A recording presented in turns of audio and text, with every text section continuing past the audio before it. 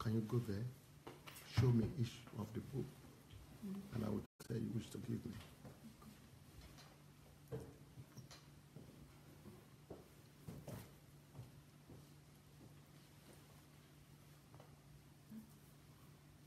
One by one.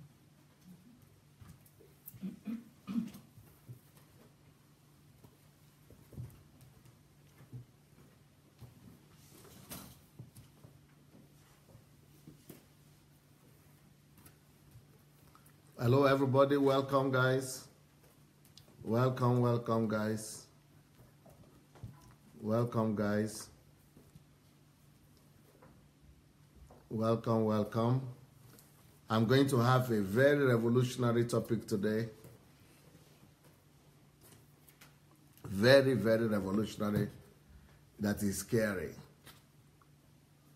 Very revolutionary is scary. So revolutionary is so scary. Please go call everybody you know today. Go invite everyone you know from everywhere. Go and do your best to find your friends and bring them on board. Even if they hate me, let them come on board. Because today's topic is going to blow everybody's mind. Today's topic is going to be hot, red hot. Let me tempt you by showing you the topic that we are going to be talking about. Let me just tempt you. You try to think about what I'm going to talk about today. I'm looking forward to anybody who will guess. Can you guess?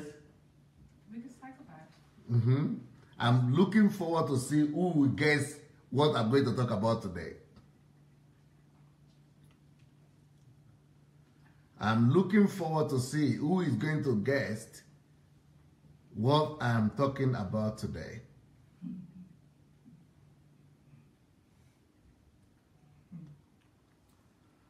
You look at that topic and give me the interpretation of it.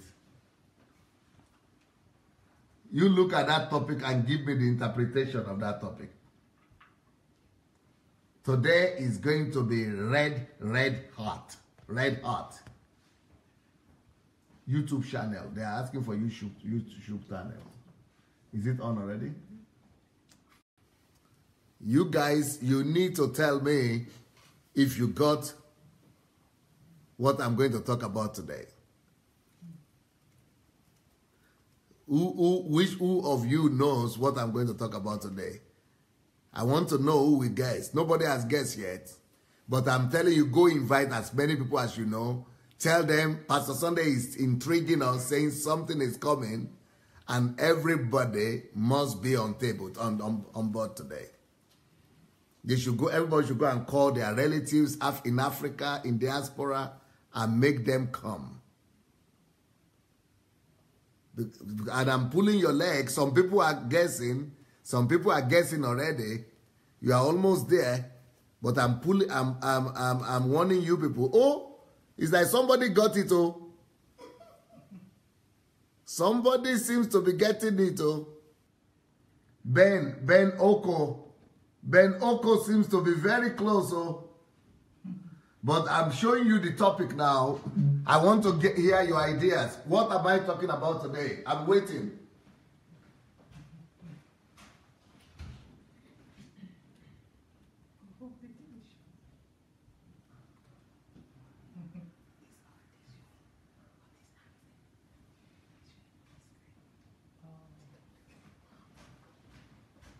Who can guess?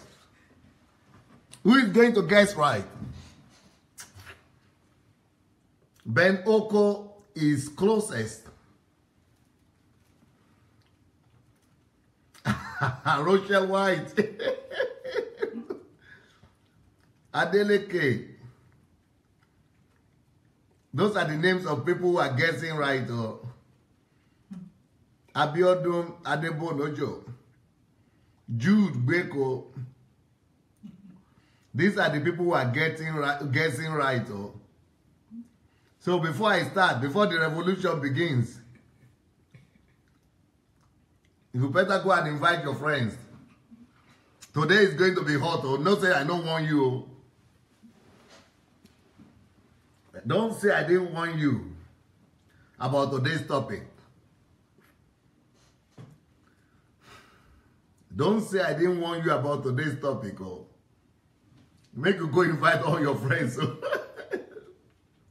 Because today's topic is going to be red, red hot.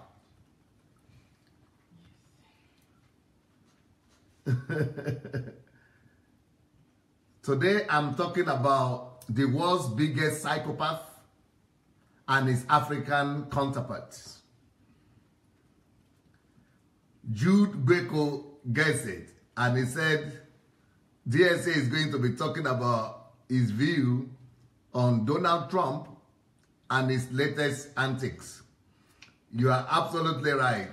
I'm going to be talking about Donald Trump and his latest antics. And also, I'm going to be talking. He is the biggest psychopath, right? But then I'm not going to be just talking about Donald Trump. I'm going to be talking about his African counterparts.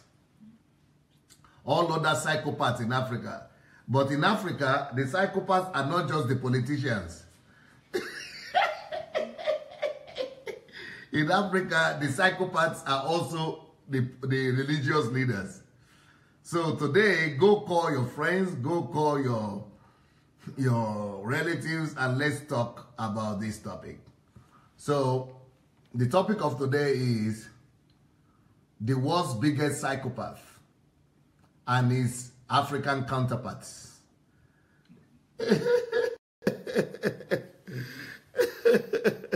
Okay, Toshuku said he got it too. All right, so let's start.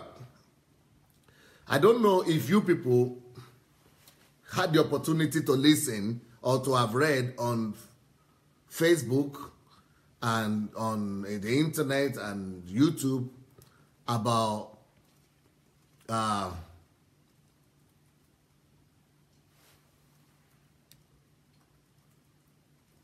it's like you people are, I'm sure you have heard about it. You have heard about this big scandal that came about through what Donald Trump said about Haiti and about African countries. So that's what I'm going to be talking about. I'm going to be talking about the world's biggest psychopath. As far as I'm concerned, the world's biggest psychopath is Donald Trump. And his African counterparts are pastors and politicians. Pastors and politicians. African politicians, African pastors, most of them are also psychopaths. But the biggest psychopath in the world is the one who is calling other people's funny names and abusive names.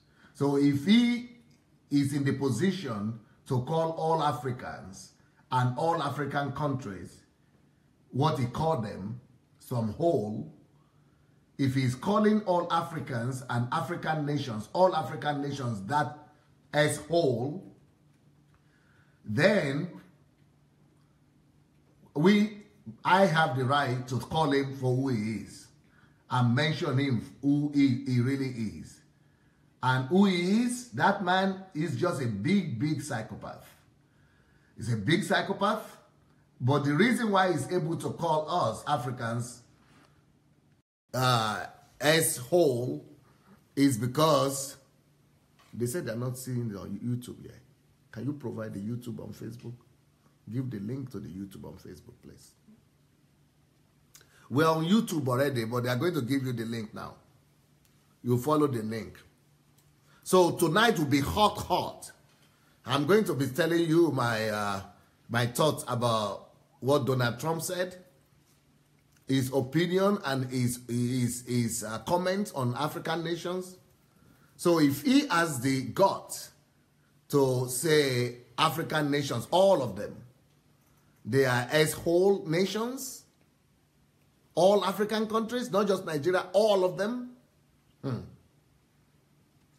then we should have enough guts. I should have enough guts to be able to describe that kind of behavior, what that behavior is. That behavior only shows to me and only demonstrates to me that that man is a bigot, and not just a bigot, but a psychopath. And I've always said it, even before he was elected, I've always said it, that Donald Trump is a psychopath. I said that before even the election. But despite that, I still supported him to become the president of United States. You know why? You might think I'm conflicting against myself, or you might think what I'm saying is, is opposite. What do you call it when it's opposite of itself? Is it not controversial? What is it? Contradictory. What I'm saying, you might think is contradictory. Get me wrong. I believe that God made Donald Trump American president. I believe it's God's choice. I believe God picked him. I believe God wants to use him. That's my belief. Some people might not agree with that. Some people might disagree with that. But that's my personal belief, because I know God. I am in relationship with God. I hear God. I love God. I hear him. And I know that this man was handpicked by God. This is God's choice for America right now, right?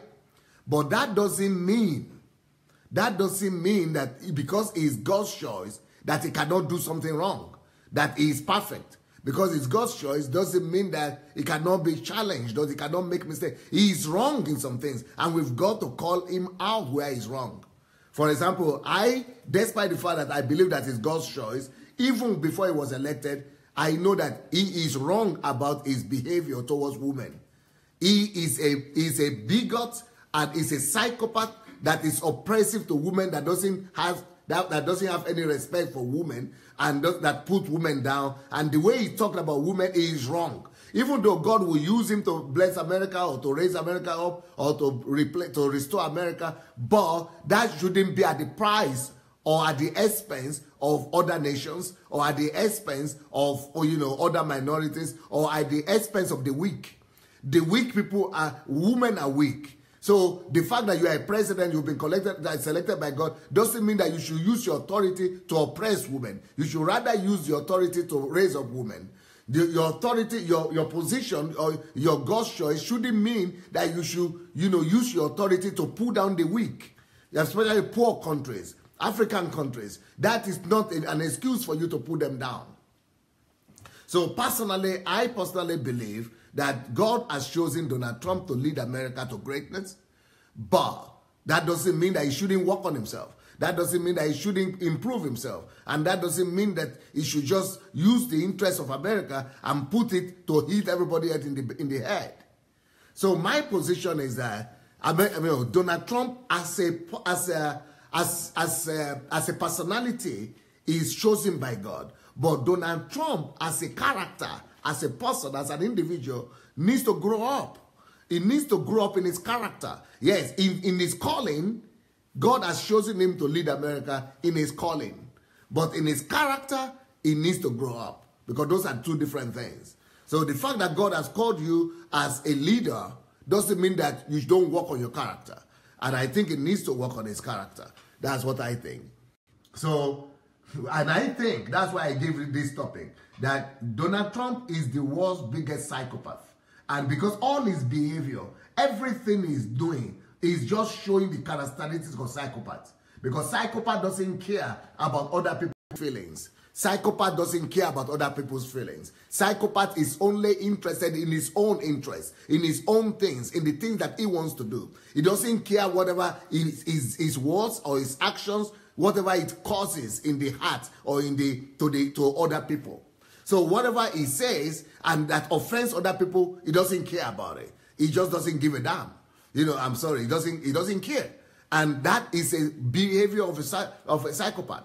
Psychopath doesn't have empathy. Normal human beings supposed to have empathy on Haiti or on African countries that are poor because there are reasons for their poverty. But psychopaths don't care about that. Psychopaths don't care why you are like that. And psychopaths don't regret. They don't repent. They don't like to repent. They don't like to, they are not sorrowful. They are not, what is the word? They are not remorseful. They are not remorseful. They don't regret. They don't show regret. They don't show remorse. They don't show embarrassment. They are not embarrassed. They don't show, shame. They don't have a sense of shame, remorseful, and regret and embarrassment. That is a psychopath. And all that is written all over Donald Trump. All these characteristics of a psychopath, they are written all over Donald Trump. But the reason why Donald Trump is able to call and name Africans and shame all of Africa like that is because our African leaders have given him the opportunity to do that. Our African leaders have given him the room. If our African leaders have done what is right in Africa, he wouldn't have been able to say that. He was not able to call European countries like that. He's not able to call the other developed countries like that. But African countries is able to call us like that because our leaders, our politicians are his counterparts. They are also psychopaths like him. Counterparts in putting Africa down and putting Africa in a place whereby somebody will insult the whole of Africa. So that is why I said the world's biggest psychopath and his counterparts. That while political leaders have given him the right and the opportunity and opened the door for him to be able to abuse and a whole 1 billion people. You know Africans in the world are 1 billion people? 1 billion people. Can you just go ahead and just insult 1 billion people like that? Okay? So that shouldn't go unaddressed. Number two, in Africa, in the case of Africa, it's not just our politicians that have given him the right to be able to insult us like that and bully us. But it is also the fact that, our leaders, our other leaders, like religious leaders, have also enabled him to be able to put us down like that. And that's why I said the world's biggest psychopath and his African counterparts. And his African counterparts, for me, they are not just politicians. It's not just politicians that are other psychopaths that are that have given, that have spoiled Africa, that have destroyed Africa for Donald Trump to be able to insult us like this. It's not just the politicians. It's also our political leaders. It's our political leaders that have been talking about all these bishops. Can you imagine the bishops? They just the list of Forbes list of the richest pastors in the world just came out. You know who the richest pastor in the world is? He's a Nigerian. Nigerian pastors are the richest in the world. Why their countrymen are the poorest in the world? They are psychopaths who have driven their congregations to poverty just because they want to, they want to build their own empire. So how can you have the richest pastors in the world from Nigeria and then the people of the country are the poorest? I mean, it doesn't line up. So let's go ahead and see some of the videos here. I'm going to show you some videos today, and we are going to comment from that. Yes, please. The president had another preposterous day today. On Twitter this morning, he did something very, very Trumpy. He tweeted a new Quinnipiac poll, 66% of people feel the economy is excellent or good. That is the highest number ever recorded by this poll. True. The part of the poll he didn't mention is far more of the people polled believe President Obama is responsible for the strong economy, not him, 49 to 40%. And not only that, 63% of those polled said President Trump is not honest, and 56% give him an F or D grade for his first year in office. Same poll that he tweeted. It was... What a day it was today. They're all big days, but this one, President Trump today, he rejected a bipartisan deal for the Deferred Action for Childhood Arrivals program, DACA, which is the program that protects young immigrants who are brought to the United States as children, people like Melania, who wound up here.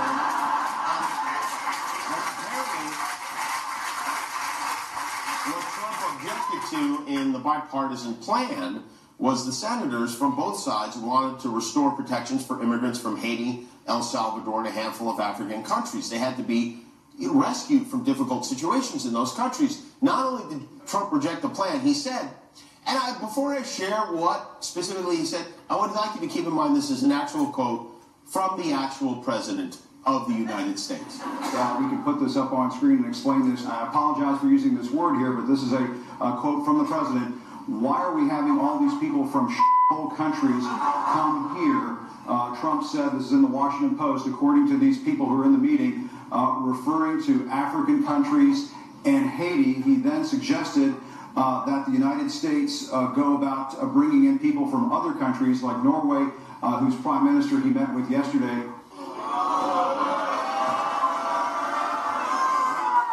Listen, I'm sure the fact that countries he described as shitholes are mostly populated by people of color and the immigrants he wants from Norway are not is a coincidence, because if it wasn't, it would mean we voted for a racist, like a real one, and we'd have to get pitchforks and chase him out of the White House. But I also assumed the White House would deny he said that. They did not.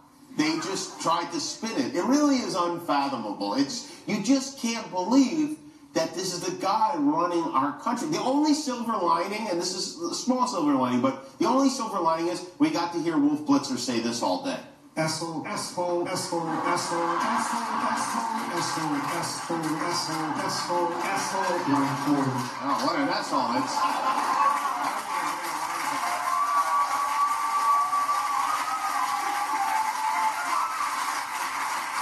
So anyway, thanks, Black Putin. You really got us good. I am Jimmy Kimmel. Click below to subscribe to our YouTube channel, or if you want to be that way about it, don't. Okay. I'm going to send you another one where he's kind of denied it. So because, to be fair, we've got to hear what he has to say in his own defense. Because we've got to be fair enough to show the two sides of the coin. This is what people say, this is what the media is saying. So let's hear what Donald Trump himself has to say about the accusation against him. So is he confirming it? Is he denying it? Now, the White House is not denying it, which is, if the thing didn't really happen, the White House would have been the first. That's why they have press conference, press attaché, press, briefings and all that. The White House would have denied that he actually said that. But the White House didn't deny. So that's a big problem right there, that the White House didn't deny this, that he said it. Number two, he himself tried to deny it. He said, okay, he used strong words, that he didn't quite say that S-whole thing, but he used strong word. But then they say, okay, what is the word you use? What is the strong word that you use? And he couldn't say it. He just said strong words. So let's hear the defense of Donald Trump, of himself, what he has to say. During a Thursday meeting at the White House with lawmakers about immigration, U.S. President Donald Trump allegedly made vulgar remarks while referring to immigrants from Haiti, El Salvador, and African nations. Trump now denies saying the crude word, but admits he used, quote, tough language. On Twitter, he wrote, "Never said anything derogatory about Haitians other than Haiti is, obviously, a very poor and troubled country. Never said take them out, made up by Dems. I have a wonderful relationship with Haitians. Probably should record future meetings. Unfortunately, no trust." Democratic Senator Dick Durbin was in the room and says Trump did use the vulgar term. I think back presidents throughout history, and I cannot imagine a moment where a president sunk to that depth. That's what breaks my heart. Strong condemnation of the remarks is pouring in from around the world. I'm sorry, but there's no other word one can use but racist. You cannot dismiss entire countries and continents whose entire populations, who are not white, are therefore not welcome. The Haitian government has summoned the U.S. ambassador to explain the comments and requested an apology. South Africa's ruling party has called the language, quote, extremely offensive, and a spokeswoman for the African Union says, given the historical reality of how many Africans arrived in the United States as slaves, this statement flies in the face of all accepted behavior and practice. And it's not just government officials reacting. People in the countries Trump cited are expressing outrage. We call for him to immediately apologize and retract his racist statement about this continent. Amid the controversy, the White House is trying to strike a deal on immigration that would allow people who came to the United States illegally as children, the so-called dreamers, to remain in the U.S., but the president wants concessions from the Democrats, including funding for a border wall and decreased immigration from some of the countries the president was referring to when he used that vulgar term. This controversy is not likely to make those negotiations any easier. Jim Spellman, CGTN, Washington. Now, let me tell you what the whole situation is about, okay? Let me just try to explain to you. Okay, let me say this. I need somebody to help me illustrate this. Two of you come, please. I need people to help me illustrate this. Yeah. Okay, just go to the back here. Good. No, yeah, stand like that so that two of you will be seen. Yes. Okay, we have two people here. Two wonderful ladies. Two beautiful ladies. Two beautiful human beings. But two people created in the image of God. Okay,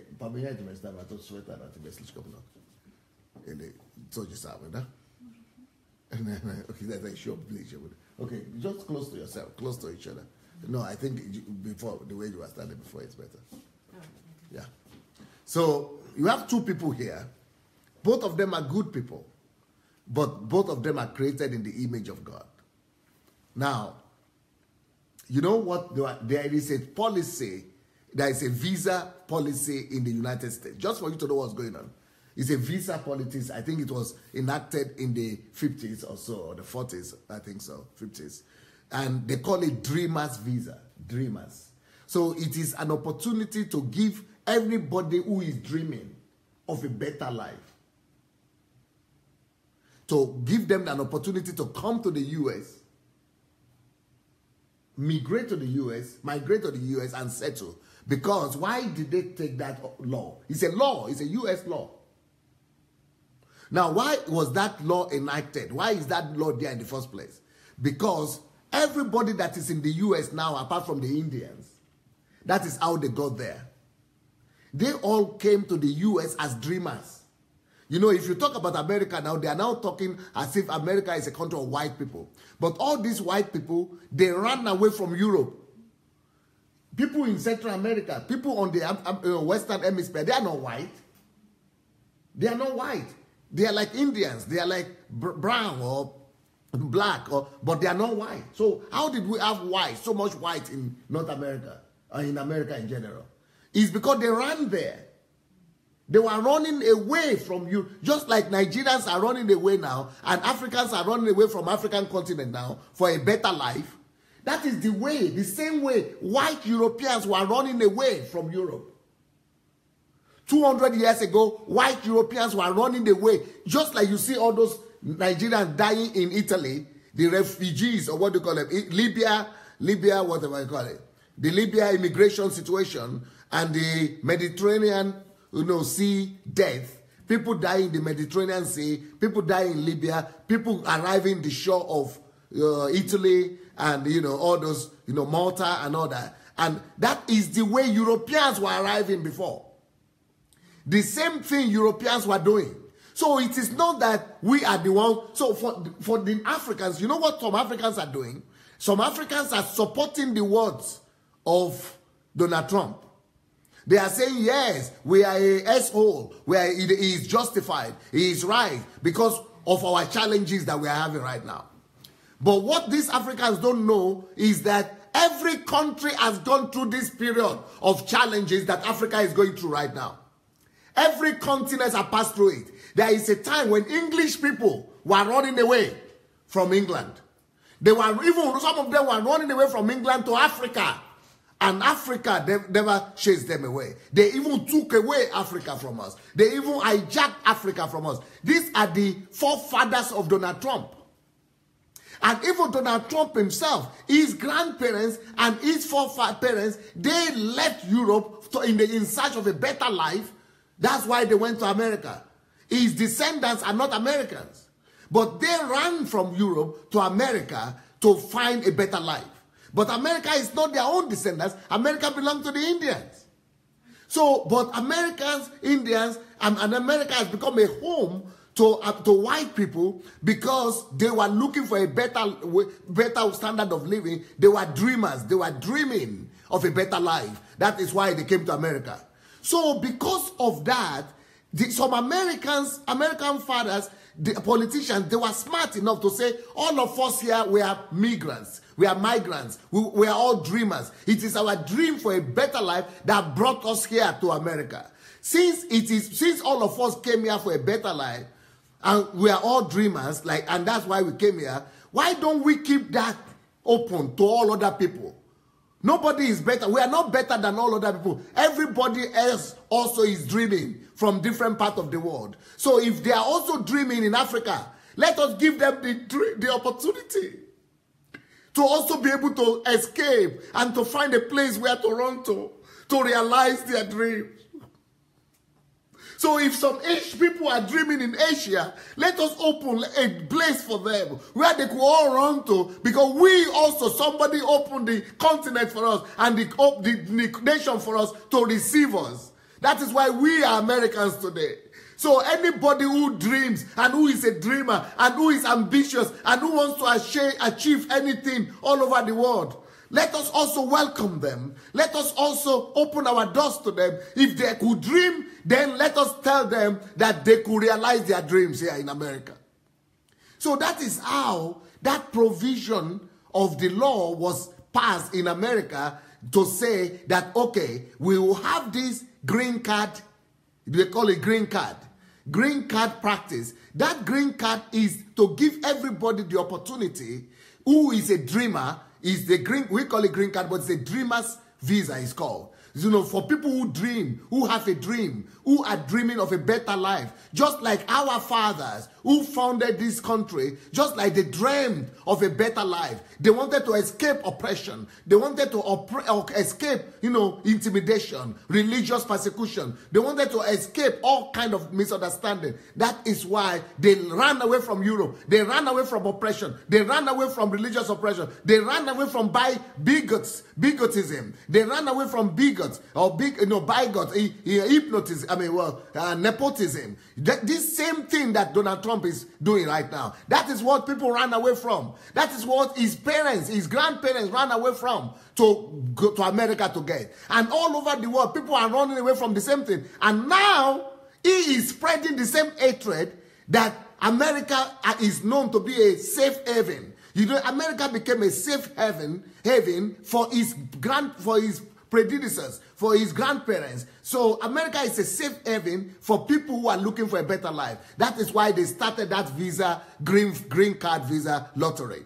So that anybody who, but green card is something, it's for anybody who is dreaming. But then they have other segments of it. Like if you are persecuted, like if you are having religious persecution, they have different forms of it. Or if you're highly qualified, or if you are, so they have different positions that will just make you to have an opportunity to dream and to realize your dream in the United States. Now, so now let me now tell you what is happening. Why this phrase, why this statements came from. So when Donald Trump now became the president, he said he's going to review that law of anybody being able to come from any part of the world. He said, I will review it. But nobody knows why he wants to review it. But people are thinking he wants to review it. He is saying he wants to review it to make America safer. So that the best people will come, so that all the worst people will not come. But what he is saying in the meeting, because they needed votes. He has the majority of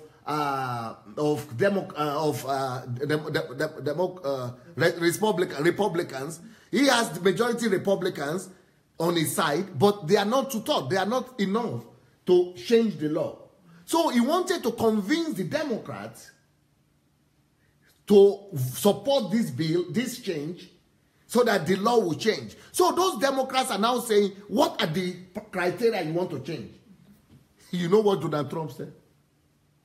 Donald Trump now is convincing the Democrats and all of them and said the policy he wants to change there is that, other people, they put the policy there that if you are a woman and as a woman you are oppressed in your country, you could run away. And if you are a victim of domestic violence, you could be given a visa. If you are intelligent, you could be given a visa. If you win the green card, you could be given a visa. Every country has a quota. So, but now what Donald Trump is saying is that we are going to shift, we are going to change the law so that the people who will be having this, who will be able to win the lottery, the green card lottery, and all other opportunity for U.S. immigration visa will be people who are coming from white countries. So, and you know the argument this guy had?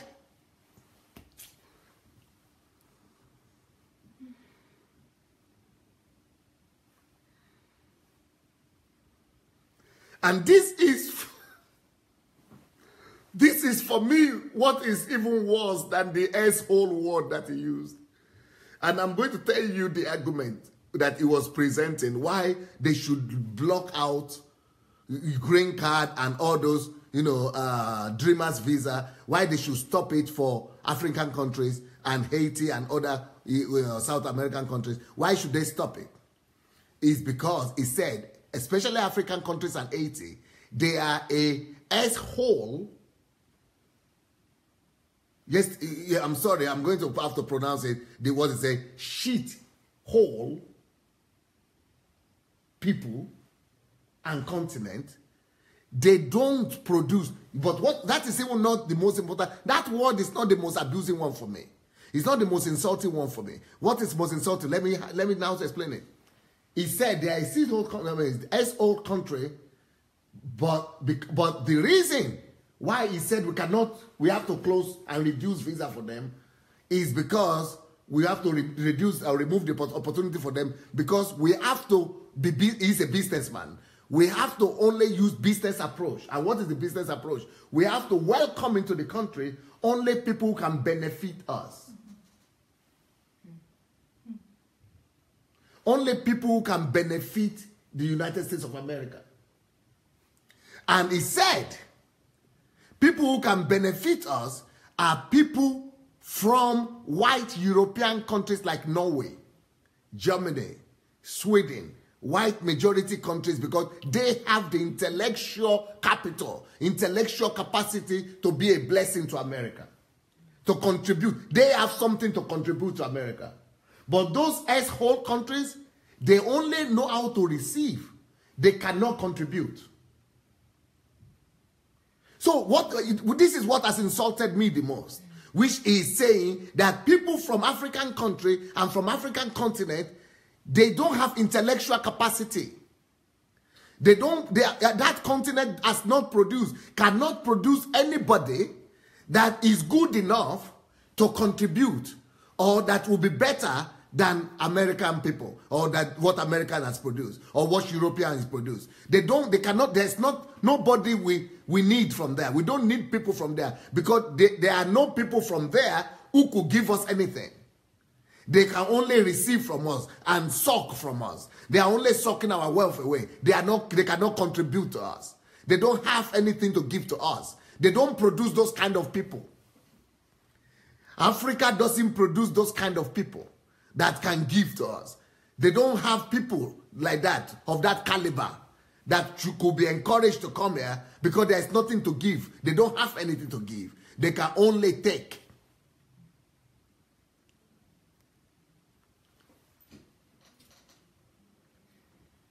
So I don't have anything to contribute to America? You'll be mistaken. You will be mistaken. That I, as a black man, as an African, as a Nigerian, I cannot contribute. I can give you a list of at least 1,000 Nigerians alone. 1,000 Nigerians that are contributing.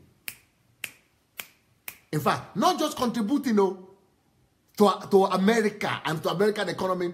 In fact, these Nigerians, they are not just contributing. I can even give you another 1,000 Nigerians alone that are better, that are the best in America in their field. I can find 1,000 people of Nigerian and African descent that nobody can compete with in America. That nobody can compete with. With what I've done, no American can compete with me. When I came to this country in Europe, and I started our church, I was one of the few blacks. All other people were Americans and Europeans. Nobody could compete with me. They were all coming to learn from me. The American Senate invited me to speak to them, because they knew that there is something they could learn from me. The United Nations invited me to speak to them because they knew there is something they could learn from me. Bill Gates invited me to sit on the same board with him because he knows he could learn something from me. Bill Clinton invited me to his foundation to be on his foundation because he knew he could learn something from me. But I am even a nobody. There are Nigerians who are living in America who are doing well. There are Nigerian medical doctors who are powering American hospitals. There are Nigerian scientists who are bringing about inventions to America and who are leading in their field. As a matter of fact, Nigerians are the most educated people in America right now. They even beat Asians. They even beat Japanese and Chinese and Koreans when it comes to higher education, even in America itself. And a large percentage of the students that have been admitted into the Ivy Leagues of America are Nigerians now. Some of the people who are making the best results from high schools are Africans and Nigerians. So to say that that country, that continent, doesn't have anything to contribute, and we should only take people like this. See these two girls. The two of them are God's creation.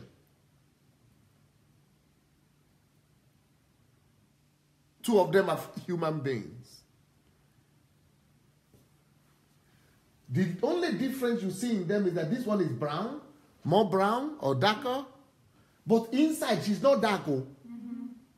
Inside, she's a human being just like this one too. And the blood that decides the life of a man, if you call the blood of this one, call the blood of this one, and you put it, you will not see the difference in the blood. It's only the cover, only the skin. But if we are going to go deeper and look at the content of character, maybe even this one might be better, who knows? Values. Or if you are going to go into the brain and look at the intelligence level, who say that one is worse? Just the skin color.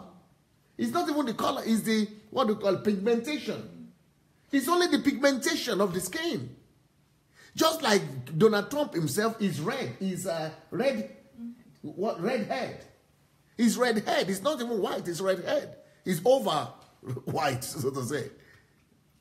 We could also say he has pigmentation too. Everybody could have pigmentation. So pigmentation don't decide people. Pigmentation doesn't decide people, who people are. It is the content of their character, the content of their intellect that should decide who they are.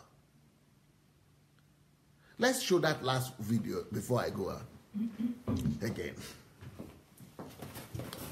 I'm sorry, guys. So what really offended me the most is not the S-hole word. I don't know why is that one that everybody is talking about. What offended me most is the fact that he said we have to reduce, the argument is given. The reason we have to reduce the immigration from African countries is because they cannot contribute. They don't have what to contribute. They don't produce people who can contribute. They only produce S-hole. People who take only, not people who can give. But I know that there are a lot of Africans, not just in Africa itself, but even in America itself, who are already contributing and are better than Americans in their field. And are better, not just than Americans, are better than anybody from any other country.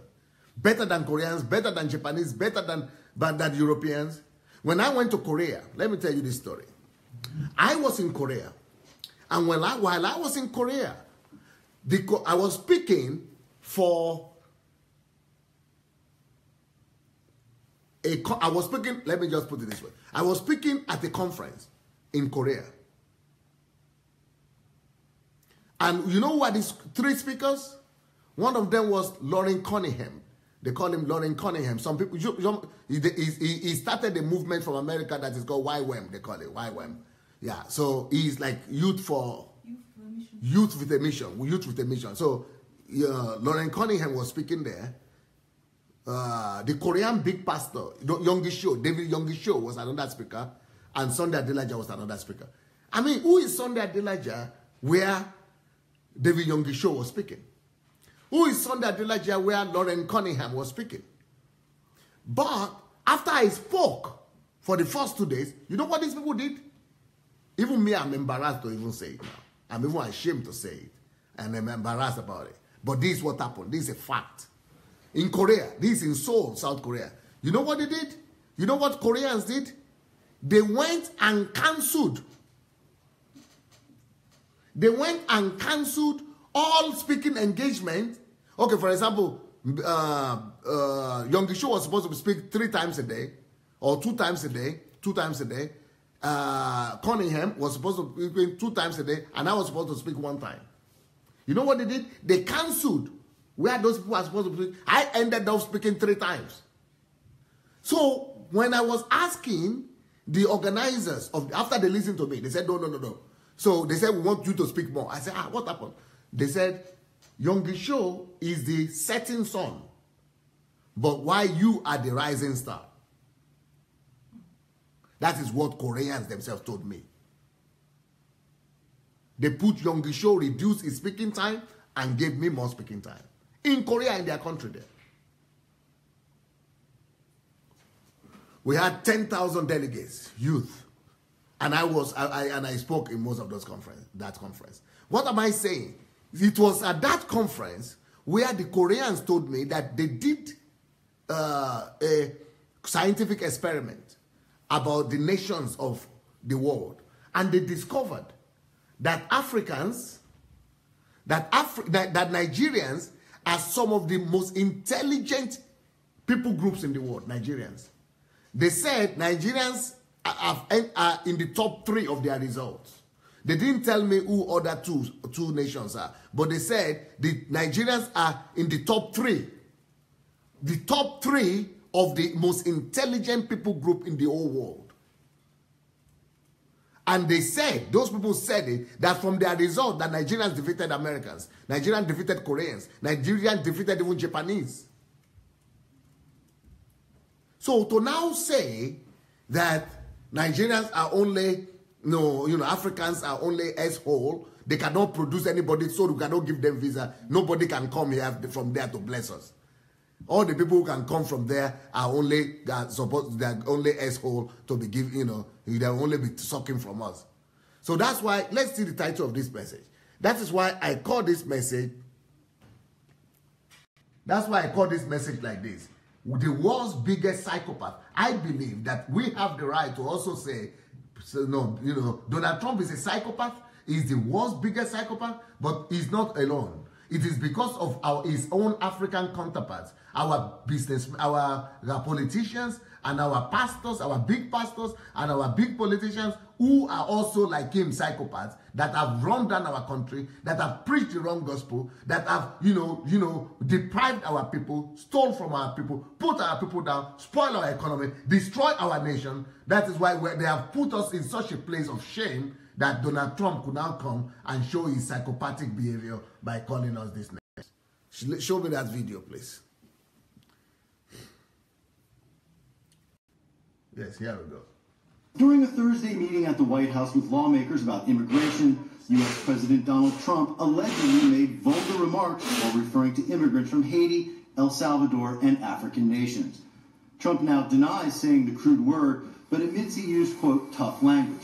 On Twitter, he wrote, "Never said anything derogatory about Haitians other than Haiti is, obviously, a very poor and troubled country. Never said take them out, made up by Dems. I have a wonderful relationship with Haitians. Probably should record future meetings. Unfortunately, no trust." Democratic Senator Dick Durbin was in the room and says Trump did use the vulgar term. I think this is a senator, U.S. senator, an old man, a Democrat, who said he had it himself with his own koro ear. That he said it over and over again. Let's go ahead. Think back presidents throughout history, and I cannot imagine a moment where a president sunk to that depth. That's what breaks my heart. Strong condemnation of the remarks is pouring in from around the world. I'm sorry, but there's no other word one can use but racist. You cannot dismiss entire countries and continents whose entire populations who are not white are therefore not welcome. the Haitian government has summoned the U.S. ambassador to explain the comments and requested an apology. South Africa's ruling party has called the language, quote, extremely offensive, and a spokeswoman for the African Union says, given the historical reality of how many Africans arrived in the United States as slaves, this statement flies in the face of all accepted behavior and practice. And it's not just government officials reacting. People in the countries Trump cited are expressing outrage. We call for him to immediately apologize and retract his racist statement about this continent. Amid the controversy, the White House is trying to strike a deal on immigration that would allow people who came to the United States illegally as children, the so-called dreamers, to remain in the U.S., but the president wants concessions from the Democrats, including funding for a border wall and decreased immigration from some of the countries the president was referring to when he used that vulgar term. This controversy is not likely to make those negotiations any easier. Jim Spellman, CGTN, Washington. So that's what we have. That's what we have. We've been having some reactions. I would say we'll be having some reactions from all over the world. I also want to show you one of the reactions of a lady, some white Americans, Trump supporters, how they have responded to this, how they are responding. Let's see what Trump supporters are saying. White American. Let's see what they are saying. Not all of them, but his supporters. All right, peeps. I'm listening to the news and I have to laugh. President Trump tweeted, why are all these people coming here from their shit countries? I freaking love it. I love this man. Oh my God. And you're going to tell me how many, we've all said it, we've all thought it, we all, you say it among your family, your friends, and he just freaking comes right out and says it. I love this man. He is freaking awesome. He is great. No, let it go. Let it finish. Why are they all coming here? They're not assimilating into our country. Why are they coming here? Stay in your little shithole countries. Stay there. We don't want you here. What are you bringing to this country? Nothing.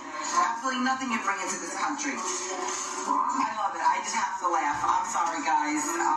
He is the freaking bomb. He is the best. Love this man. Look, he's saying what we all think, what we all say, and so on and so forth. It's just awesome. It's so refreshing to have a president like this. Just say what you gotta say. What do you gotta lose? Just say what you gotta say. Because let me tell you, more than half of this country is all thinking the exact same thing. Stay where you are. Why? Why come here? You don't assimilate to this country. You're not bringing anything. You're not. It's just. I love him. I freaking love him. All the Democrats are up and all. Everybody's going crazy. He said that. Oh, well, that kind of sucks. Truth hurts, doesn't it? All right, peeps. All right, Dara. Because I love it. I just freaking love it. Peace out, peeps, and talk to you guys soon. Bye. So this is what one person, a woman who supports Donald Trump, is saying, that this is, if you didn't hear what she said, this is what all of us are saying. In our bathrooms, in our toilets, in our restaurants, in our parlors, in our sitting room, in our dinner table, we all say it. That why are these people coming to our country? But what is forgotten is that our descendants, our grandparents were also immigrants in America. They were also running away. They actually ran away from their nations, from their native countries, from Europe to America. They were not, you were born in America, but your grandparents, they didn't own America. They ran away for freedom, just like these Africans, like I said in the beginning. You see, life and the earth in general, history repeats itself in different forms. And because history repeats itself, you will discover that there were nations, that there was a time that black people used to rule the world. And now it is the white people ruling the world, but there was a time that white people were poor. In fact, there was a time that people were traveling from England to Africa to get better food, because there was hunger in England, there was hunger in Ireland, there was hunger in Scotland, there was hunger in Germany, there was poverty in Europe. And because of that poverty, people were traveling, all over the continents. That's why they came to Africa. They went to, Australia, and they went to America too. So, there was a time, I cannot understand this, our African brethren, even right now, who are commenting, who are don't just focus on our bad leaders. Yes, our bad leaders also are psychopaths. They put us in this shame, and they run our countries down. But if you look in the concept of history, worldwide history, you will discover that every nation goes through this kind of state and time. Every nation will pass through this kind of trying times. Even Americans, they were running away, during their civil war. They were, running away anywhere they could get. They were dying, even not just civil wars, even the Great Depression. Americans were running away everywhere. Why? Because there are seasons when nations go through traumatic poverty, or abject poverty, or times of instability that makes its people to want to run away from that country.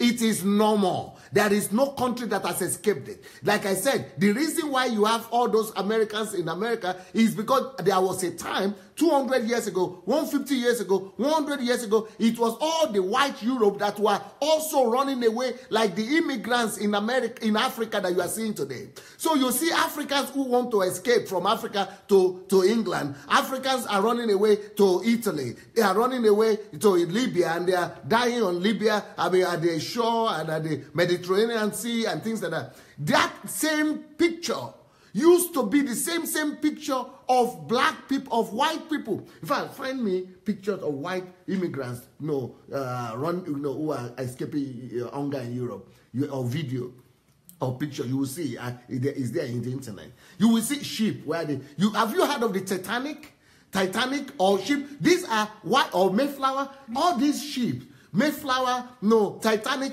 These are people who are trying to escape from Europe. And many of them were immigrants. Many of them were so poor they couldn't even buy tickets.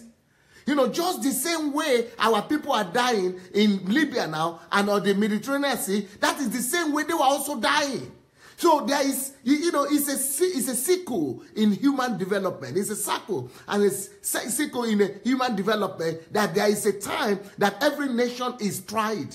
Germans, there was a time that Germans were running everywhere.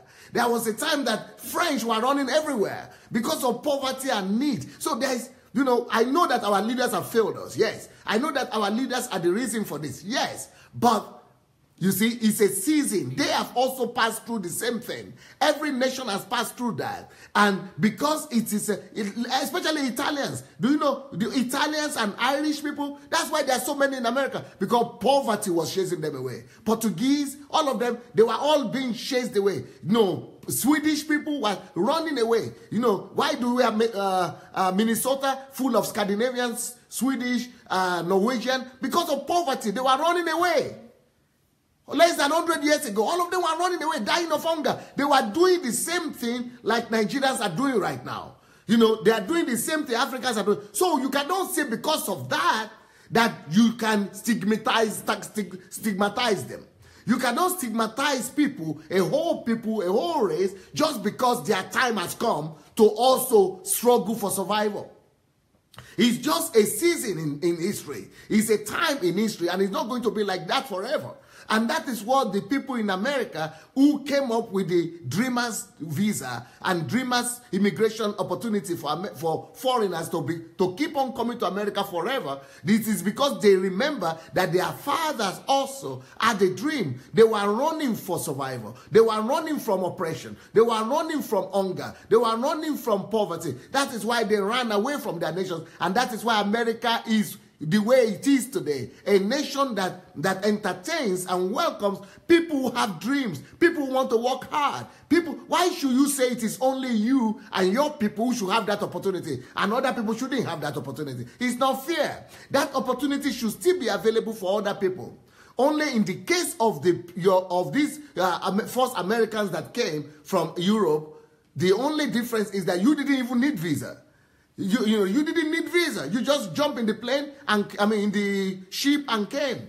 But in the case of Africans, we still need visa to come, and other people still need visa. They needed to struggle, of course, maybe maybe Mexicans don't use visa, but many of them use visa to come. But so at least there is a regulation there now. But this thing should still be made available. Did you watch it? Did you see it? You see the crowd trying to, let's see. Let me try to show you a film here. You remove the volume? Okay. Remove it. Let's see.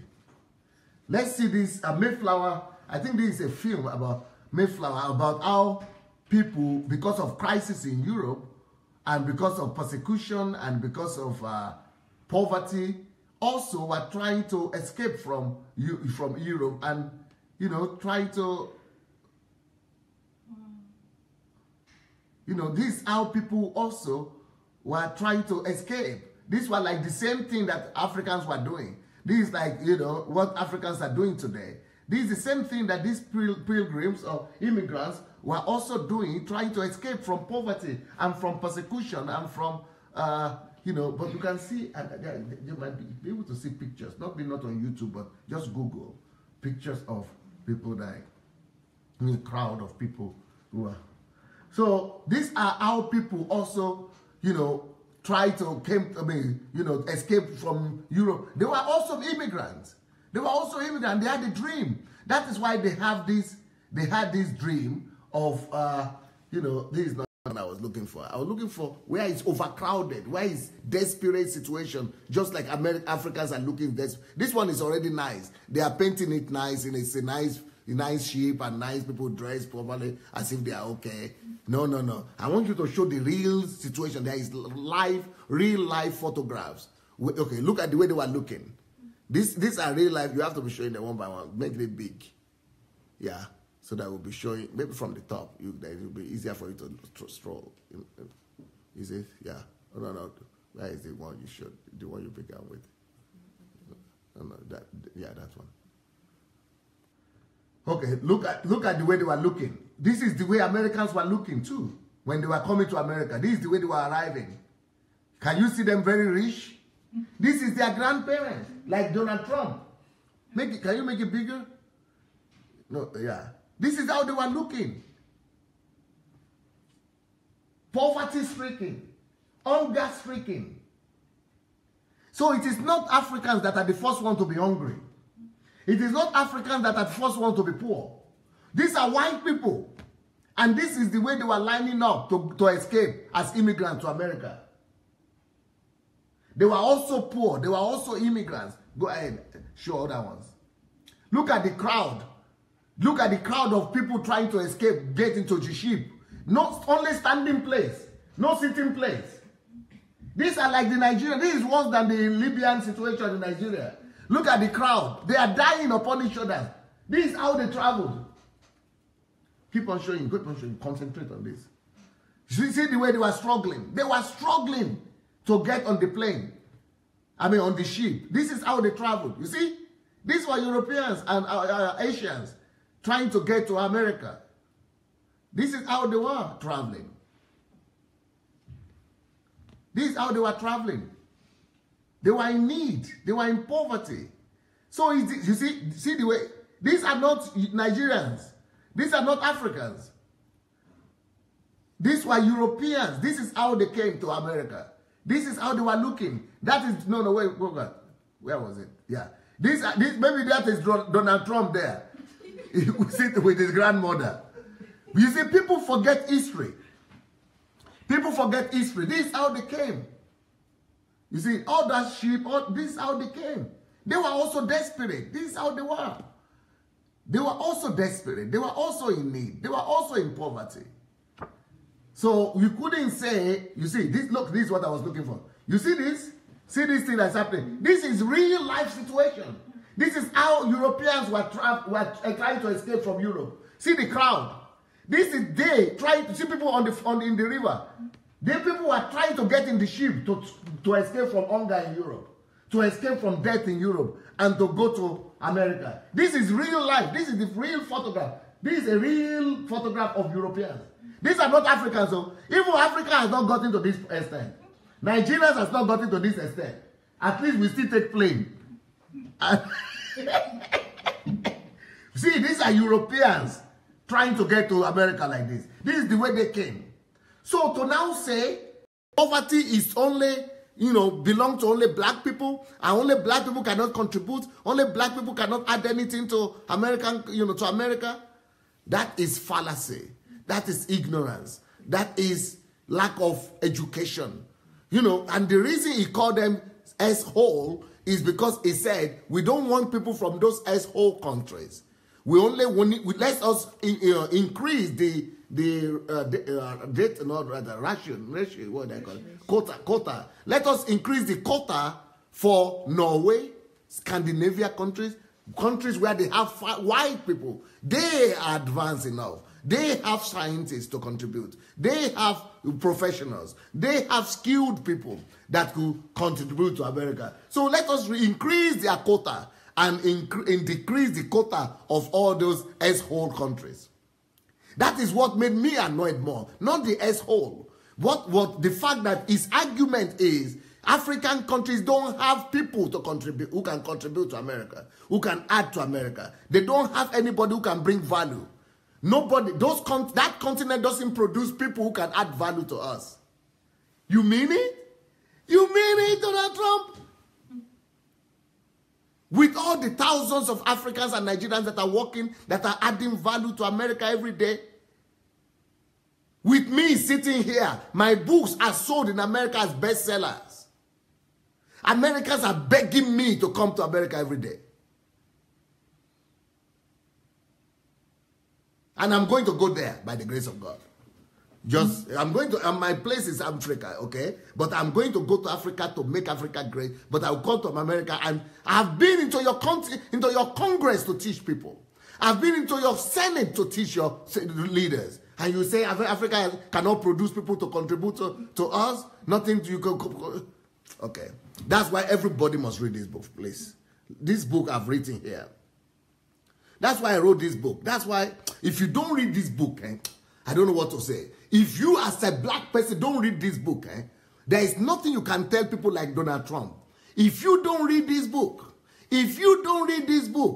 how Africans brought civilization to Europe, if you don't read this book, if you don't get to read this book, then this kind of people will be insulting you anyhow. This kind of people will be putting you down. They will be, playing on your intelligence as if Africans have never done anything in history. But I challenge every African person to read this book. How Africans brought civilization to Europe. And we are bringing it again. Because this history goes in circles. It is this time now. It's time for Europe and America and Western people. But time for Africa is coming back again. Because the last shall be first. The first shall be last. We have been there before. And we are going to do it again. This is how Africans have brought civilization to Europe. This book, every black man must read it. So that at least you will know how to answer this kind of people.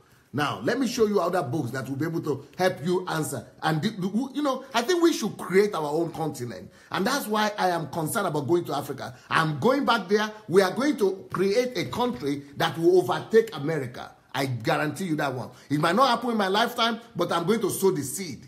I'm going to sow the seed of a Nigeria that will overtake America. That's why I say how the Nigeria economy can overtake.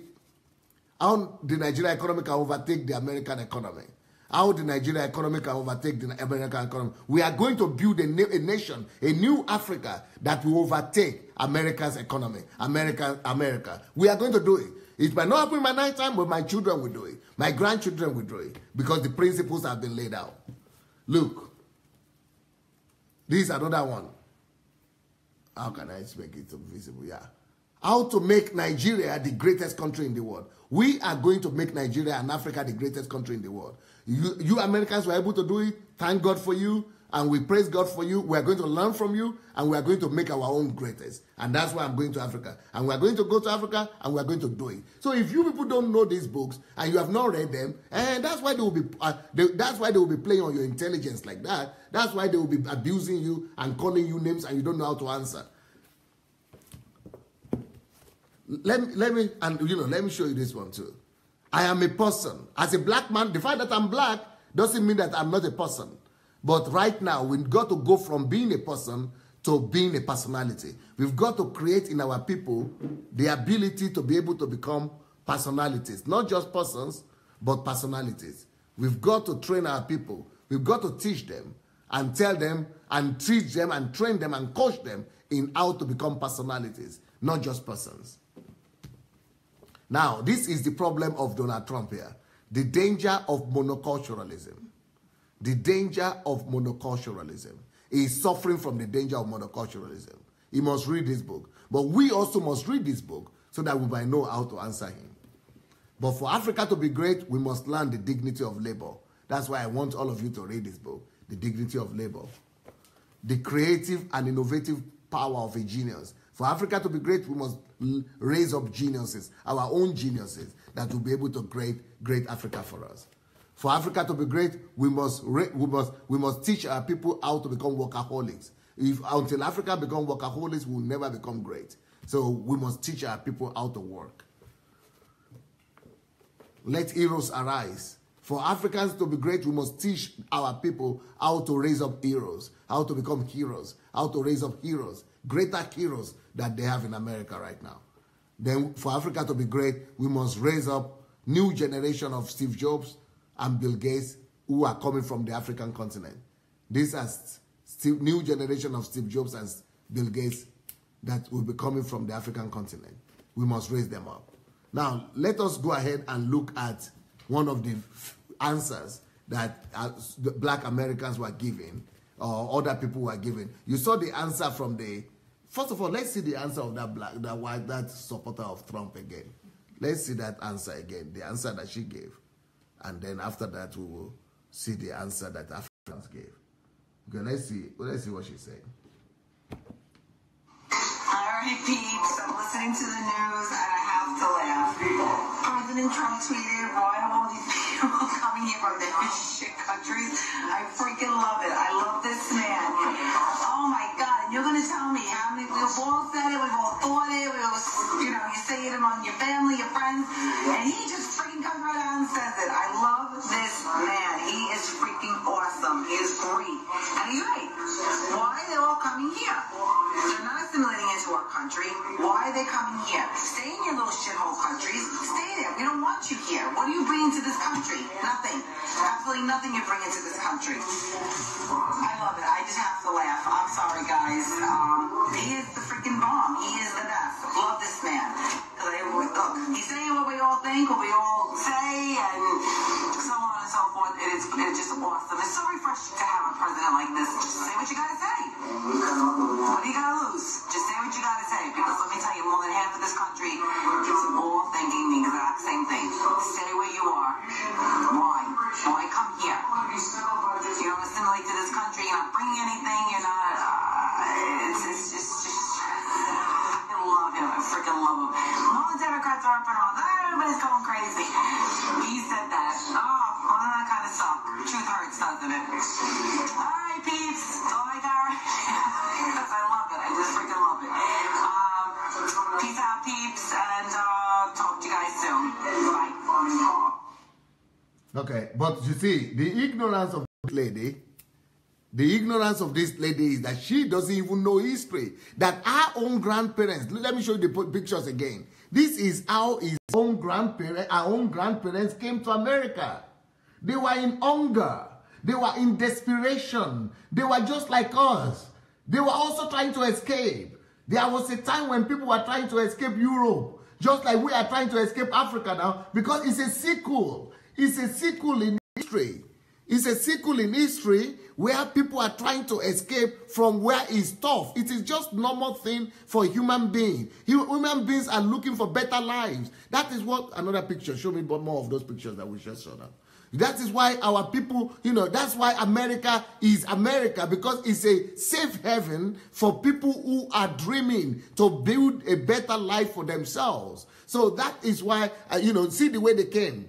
See the way they came. The grandparents of Donald Trump and other people, look at the way they were when they came to America. This is the way they were looking. Wretched, poor, wait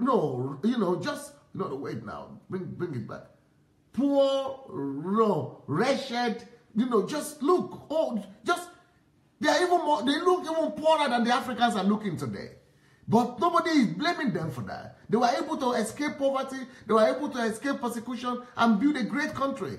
and we want to learn from them. So all other people too, they shouldn't be deprived of that opportunity. The other picture there, you see the way they are cramming into the ship? These are real life pictures. These are the poverty that they came in. This is how they were also escaping.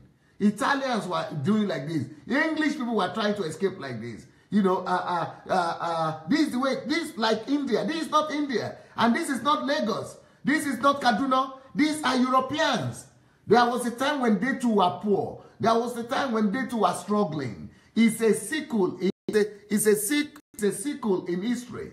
You see, there was a time when they were also dying of hunger, when they were dying of need, of starvation. This is how they came to America, in need, in, you know, desperate need. These are the Americans. This is the way they were looking.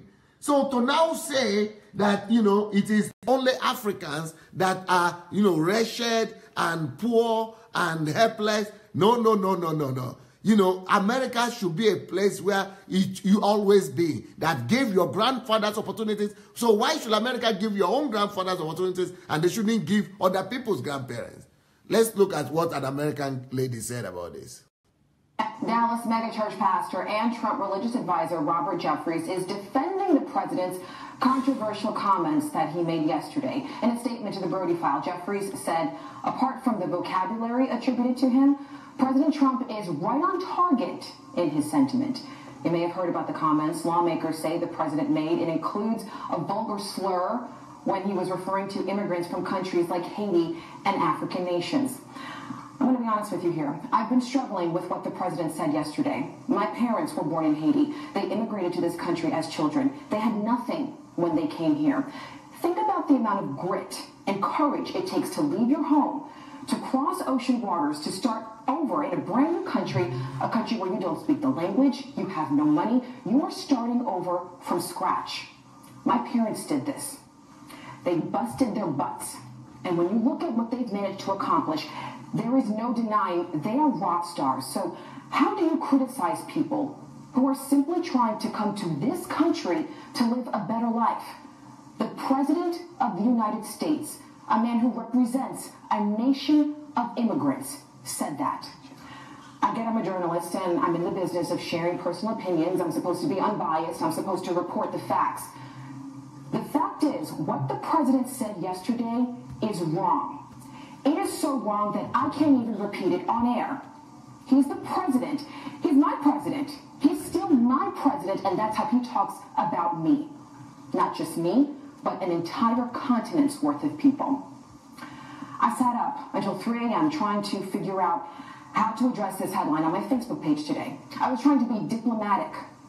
The president is not playing by these same rules. How can you be so crass? How can you be so vulgar?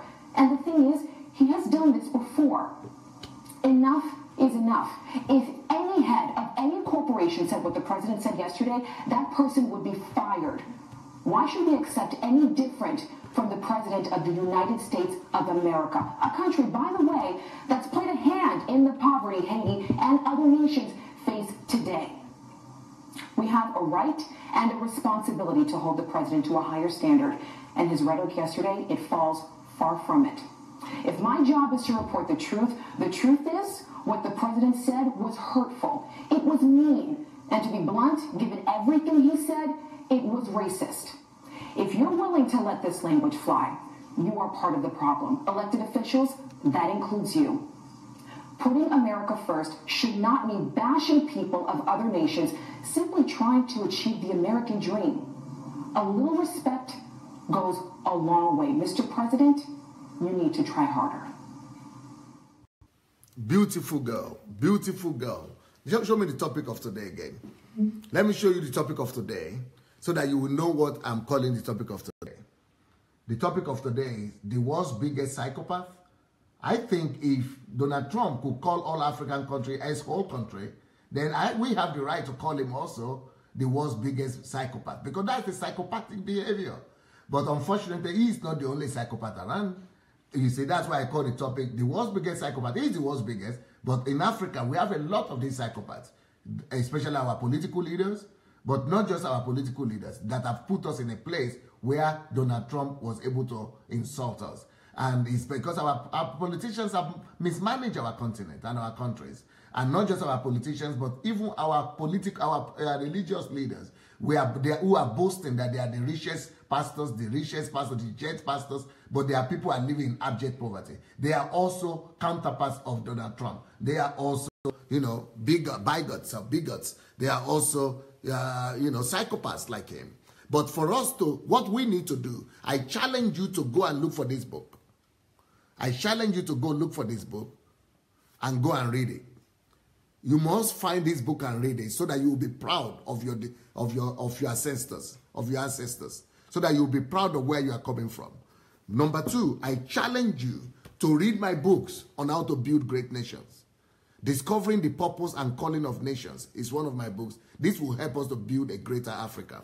I challenge you to read this book about excellence, the key to elevation. This quality alone can elevate Africa from poverty to a developed country. I challenge you to dare be the Abraham of your own nation. This book is called, You Could Be the Abraham of Your Nation. Could you be the Abraham of your nation? You can. I challenge you to go back to Africa and African church and spread this book that work is better than vacation and labor is better than favor. Because right now, the doctrines that we are preaching in Africa is what led us here. It's not just the politicians who led us here, but the pastors and the messages coming from our pulpit that, we don't need to work, that favor is better than labor. That's why we are poor. If you are only relying on favor and no labor, it only leads to poverty. If we only want to vacate and rest and no work, we will only lead to poverty. Let's go and challenge and change the value system of our people. I challenge you to teach African people this principle, how to win in life. These are the principles are here. Let's spread this word. Please, anybody who wants to spread these messages and distribute my books, you are going to get 50% profit from every book. Please, write to us. If you want to distribute, write to dssbooks@gmail.com. dssbooks@gmail.com. You'll be able to make money for yourself, but you'll be able to spread information to our people and set our people free. Let us get our people this book to read. That Nigeria economy, this is how the Nigeria economy can overtake the American economy. Let us make it a possibility. But it will never be if we don't read the book. We've got to read the book before we can make it happen. This is another book here. How to make Nigeria the greatest country in the world. How to make Nigeria the greatest country in the world. If you don't read it, we'll never be able to do it. Let's go do it. And only God can save Nigeria. This is a myth. Let's go and tell our people the truth, that God has done his best. We need to do our best now. It's no more God's turn. It's our turn.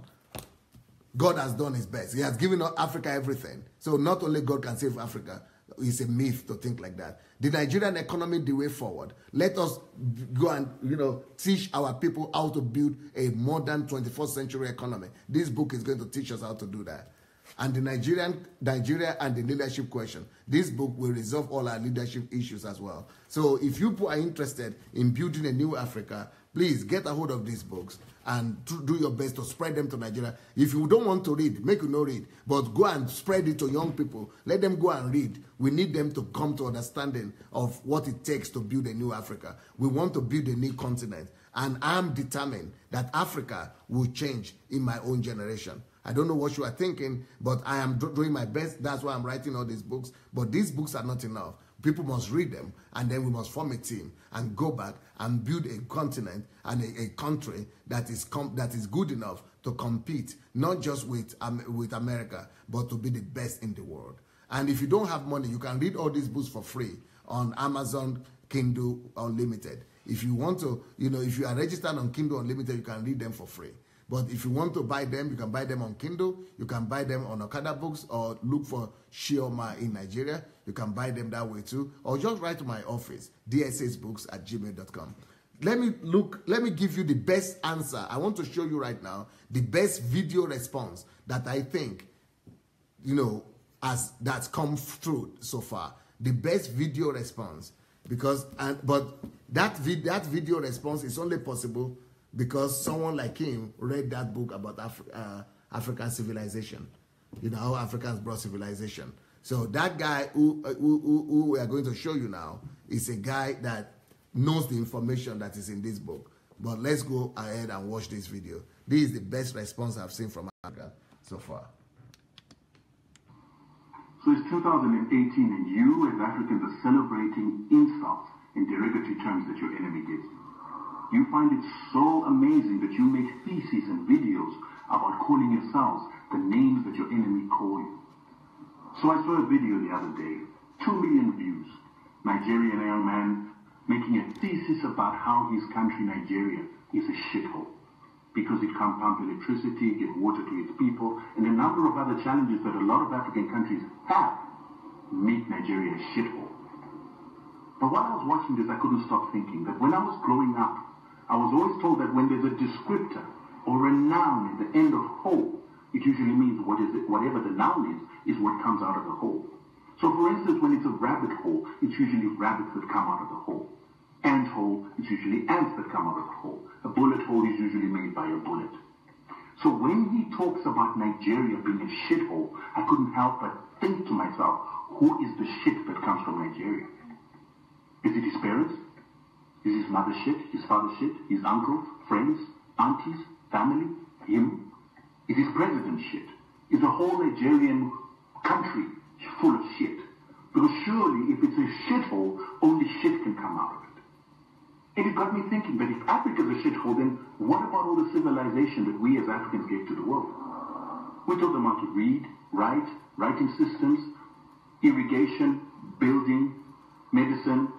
Basically everything that the world knows came from Africa. So is that all shit?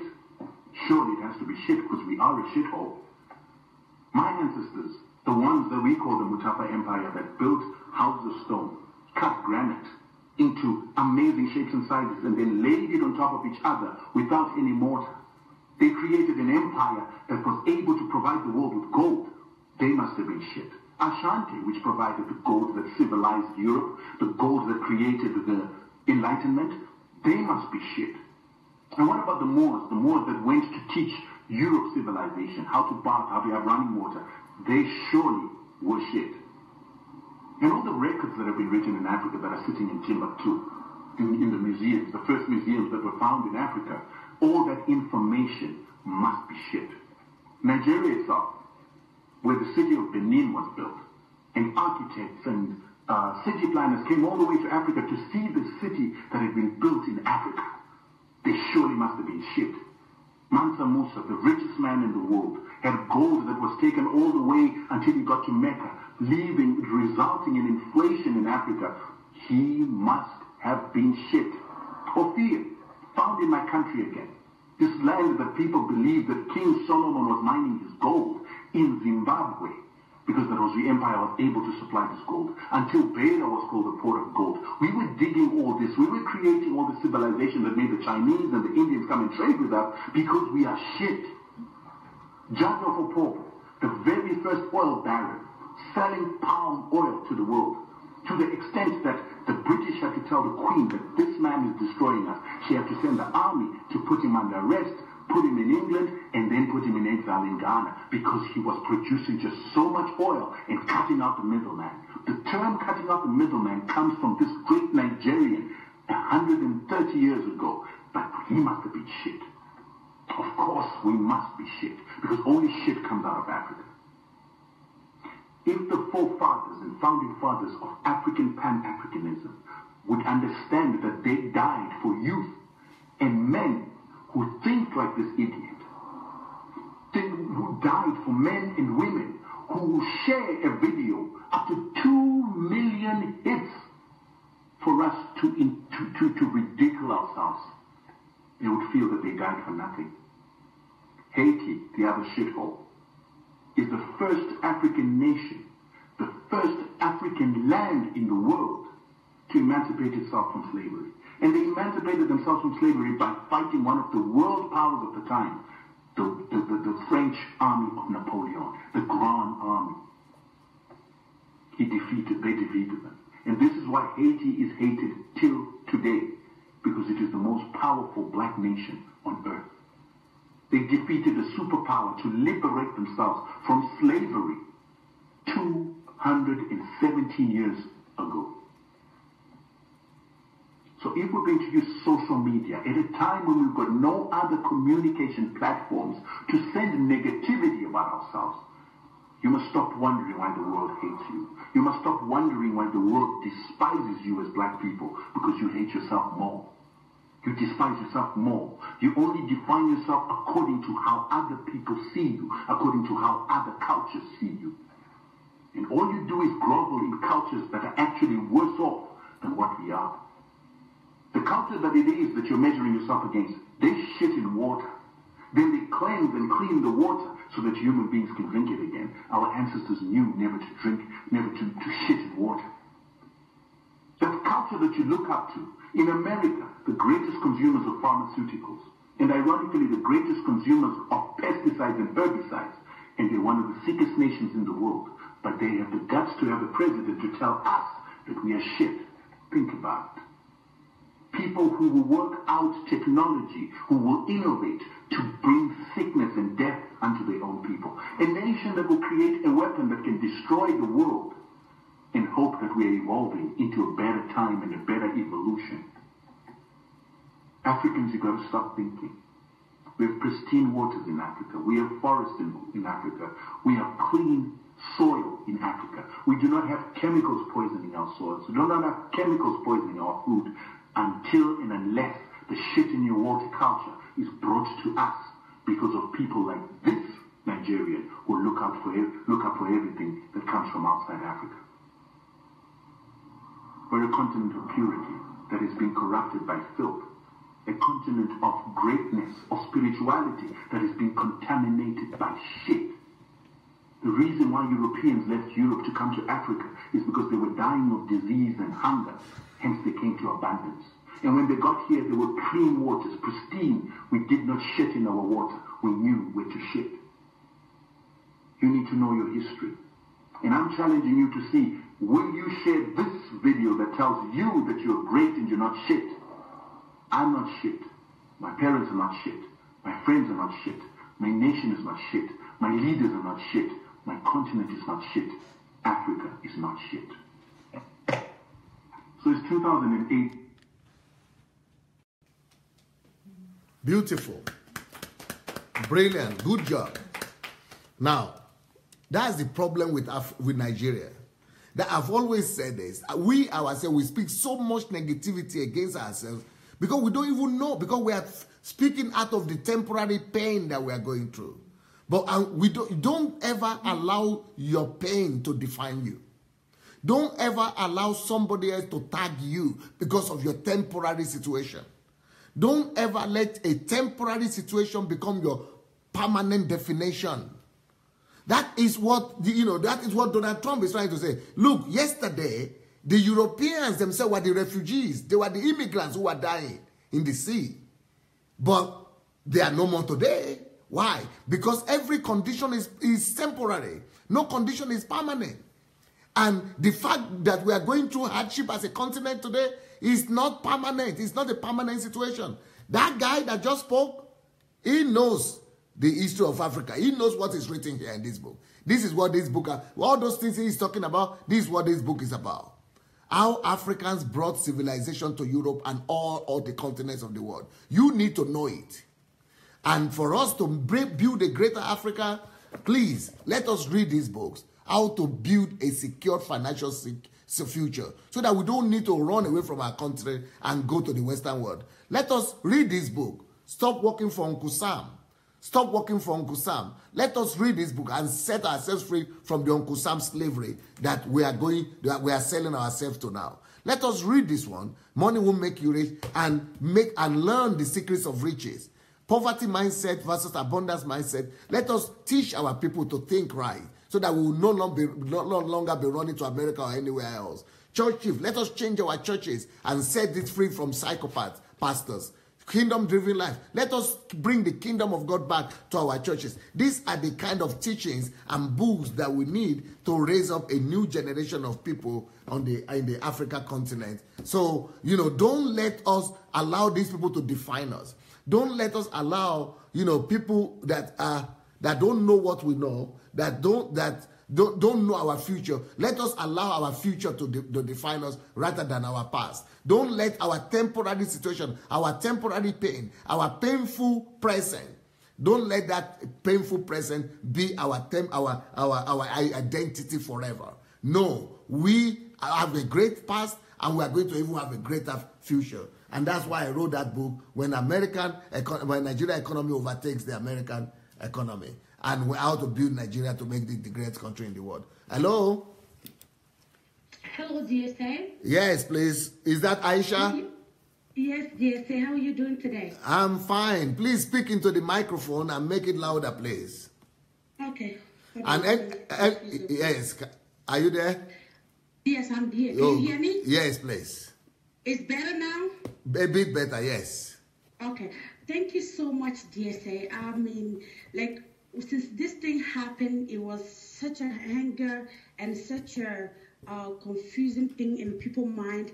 But like you said, because of us Africans who don't like to read, we don't know how to better answer. And I didn't want to make, like, when Donald Trump said that, the first thing I thought of is that latest book you just showed. Yes. The one you saw, like how Africans bring civilization to Europe. Yes. That's the book I want to kindle and purchase, because I'm like, why am I going to get upset and do a video out of emotion? I'm supposed to educate myself and know who I am. Yes. If I know who I am and what my continent has done, so I won't get upset. So I just want to thank you for all those incredible, mind-blowing books you write, because now we all know it's time to read. Like myself, I don't like to read. It's not a thing of mine. Growing up, my parents didn't really read to me.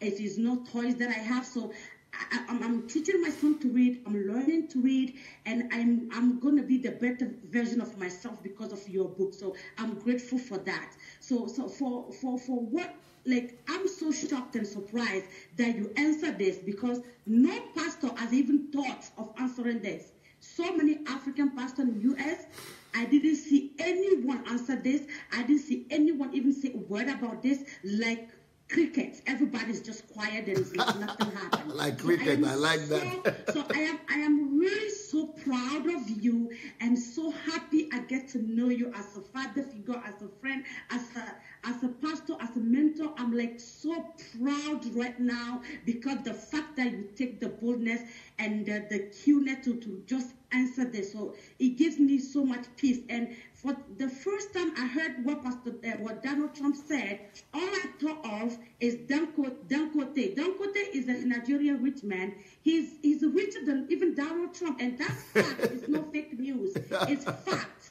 He is. I researched it. Dangote is a richer Nigerian businessman that is richer than Donald Trump. Is a fact. It's not. I'm not lying. I researched that, and that's what research said. And I know someone like you that wrote 300 books. That Trump never wrote even 5 books on himself.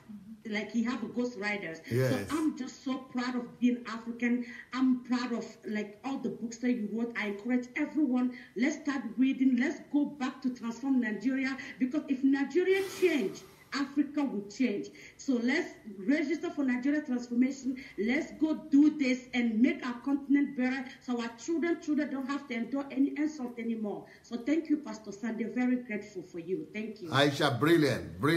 Good contribution. Thank you, man. Now, for those people who don't know how to register for the Nigerian transformation, please go to SundayAdelajablog.com, SundayAdelajablog.com /Nigeria. SundayAdelajablog.com/Nigeria. If you want to call, go to Facebook Messenger,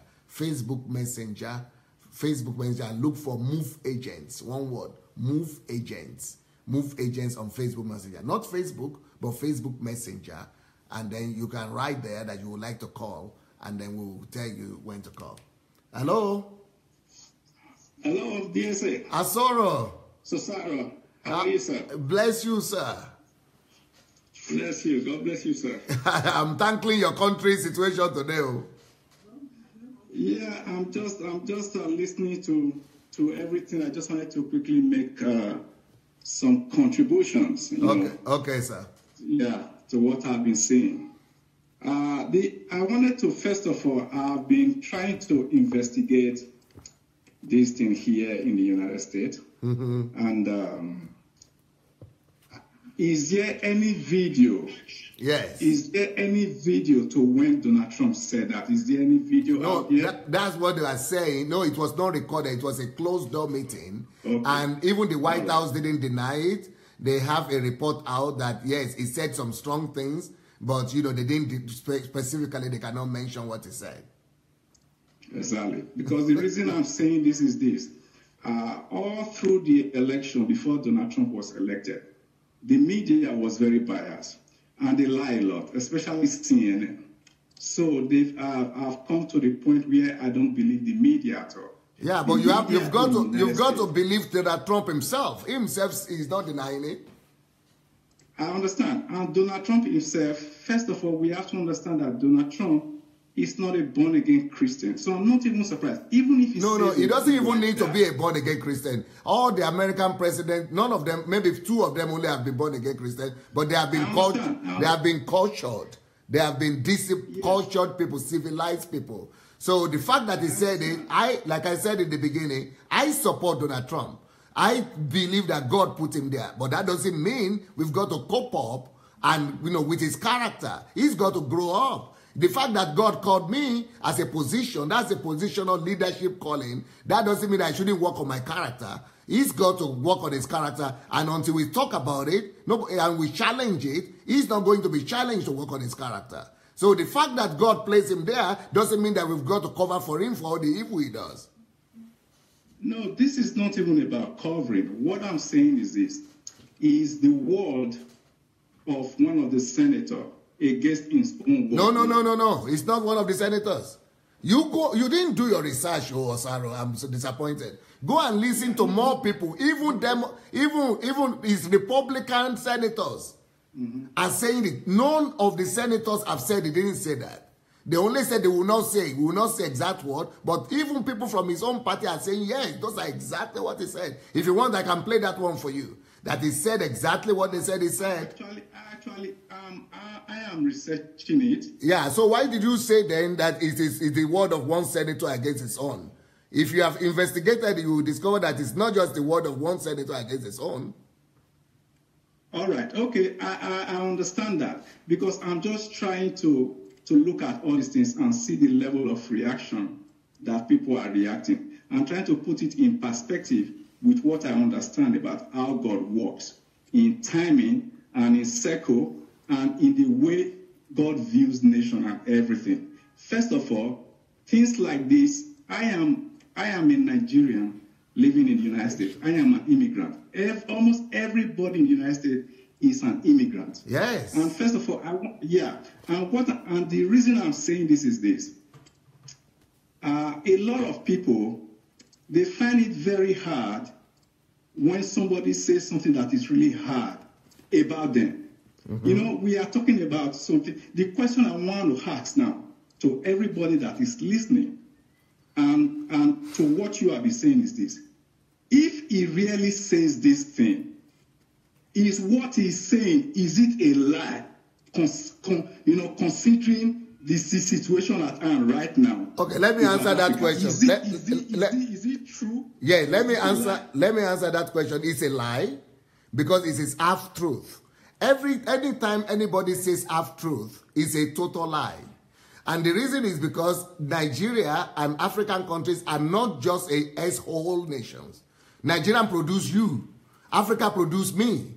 Africa produced many thousands of other people who are powering their hospitals in the United States and their universities. A lot of professors that Africa produced. So that is also a reality from Africa. But the fact that Africa is also a problematic continent right now is also true. But we should not allow them to label us just on one-sided truth, on half a truth. That is what they should not label us by the evil. It's just like me now. Look at me now. I am not perfect. But every one of us, or you, Osaro, or any other person, every one of us have our weakness. Now, can you imagine, Osaro, now, that somebody goes and take a picture of your weakest moment in life? Maybe when you watch, I don't know, pornography by mistake. or when you lied, or when you stole, or when you are snoring, or when you did anything horrible that people will laugh at. You know, maybe anything, just any horrible, the most horrible thing you ever did in your life. Let's say now that was recorded and is now put on the national television, international television in the world as if that is your identity. That is what Osaro is. Even that will not be true, because every other person knows that Osaro is an intelligent person. He's a good husband. He's a good father. He's an educated person. He is brilliant. So why should you now just use the negative part or his worst quality to identify him? We shouldn't identify people. We shouldn't label people by their worst qualities. I understand that. I understand that very well. My point of contention about this is this. What he says now, let's say what he says is exactly true the way it is being portrayed. What is that telling us as Africans, as black people? That is telling us that we must work on our, we must go and work on our own continent. Exactly. Yes. That is what I'm saying. Yes, we must go and work on our continent and build our country and our continent and make it as good as America. Exactly. So because I don't want people to spend energy. I don't want people to spend energy or spend resources in retaliative talks.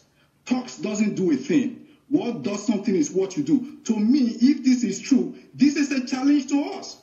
It is a challenge to us for us to go and work and produce results. Why? Because that is what matters.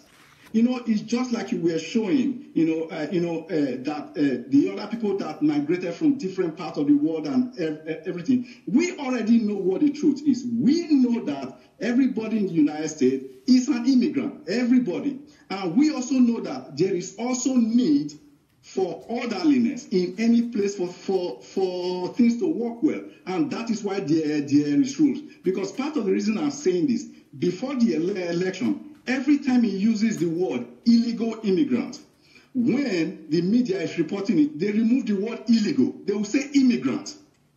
Even people were calling me from Nigeria and telling me, oh, Donald Trump said he's going to deport you. Oh, is everything all right? I said, no, it's not me.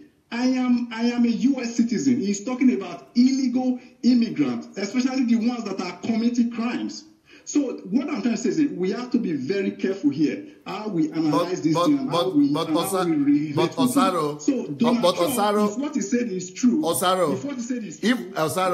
but even what he says, whenever he says illegal immigrant, but you and I know the truth. That he is a guy that believes in the white supremacy. It's not just because CNN is fake, but in his own heart of heart. For example, in this meeting, you know what the contention is, the bone of contention is? They have to reduce you. I don't know how you came to America. Maybe you came through green card. Now, what he's fighting for is that African continents like this, countries from like Africa or Haiti, they should reduce and remove all those green card opportunities. And rather increase it for countries like Norway, Sweden, Germany, where they are white people because they have what to contribute. That is what I am actually more concerned about. You know, I get you concerning that. I get it, and I completely understand that. But the truth is this: the immigrants for Nigerians have been removed by Obama since. The immigrant lottery for Nigerians is being it is still available for other. It is still available for many other African countries. Africans. Yes. Yeah, I understand. But what I'm saying is this: I want to make sure every one of us, as Nigerians, as Africans, that we don't just only complain by mouth. That we don't just only. That is what we know to do. Exactly. That we don't just only fight back by words. Yes. But we want to. How do we fight back? That we fight back and build ourselves, and so that this same Donald Trump, if he has said that he is the one that will go back and say, "Oh man, these are blessed people," because I strongly believe in that. Yes. Because I don't like to talk too much. Yes. I like action. So and that is the problem. You are right. That is the problem of us Nigeria. We just talk, and fight with words only. Exactly. You know why I'm saying this DSA. When I came to the United States, I had some experience too. You know, when I came to the United States, right? Yes, when sir. I got my first employment, everywhere I go to, right? When people start relating with me, I can see how they relate with me because they judge me based on the interaction they've had with some other Africans, especially Nigerians, right? So when they start relating with me, after a while, they will be thrown off balance because I'm different. Yes, sir. Because in their mind, the average Nigerian, they've already judged what because of the amount of people that are like me that they have seen. Yes, sir. But when they start relating with me, they start realizing that there is a difference. And after a while, they react in two ways. Either they will come to me and say, oh, you know what? Man, you are very intelligent. We didn't think you were like this. Or some of them, they'll become defensive. Yeah. But even when they get defensive, I still keep quiet because I know my goals. I know where I'm going to. Yeah. When I came to the United States, I said to myself, first of all, before I came to the United States, I said, I don't run out of a country because the country is bad. Yeah. I believe God can bless me anywhere. Yes, sir. And I said, I will never go to the embassy to ask for any visa except they call me to come and take the visa. Yeah. And that was exactly what happened. And when I came, in my heart here, when I came and I said, I will never serve anybody in terms of bringing myself down to do demeaning job and to try to do what I met other Nigerians here were doing. Because the truth is that what a lot of them were doing was very demeaning. Okay. And I said within myself, I said, I will be a kind of a sign. Do you know that in the State House in Massachusetts, they invited me for a speech? And when I went there, when I gave my speech, there was a professor from Yale. Yes, sir. I didn't even know she was there. So she went to write an article, and she said one of the most noble immigrants she's ever met is Osaro Agbonjagwe.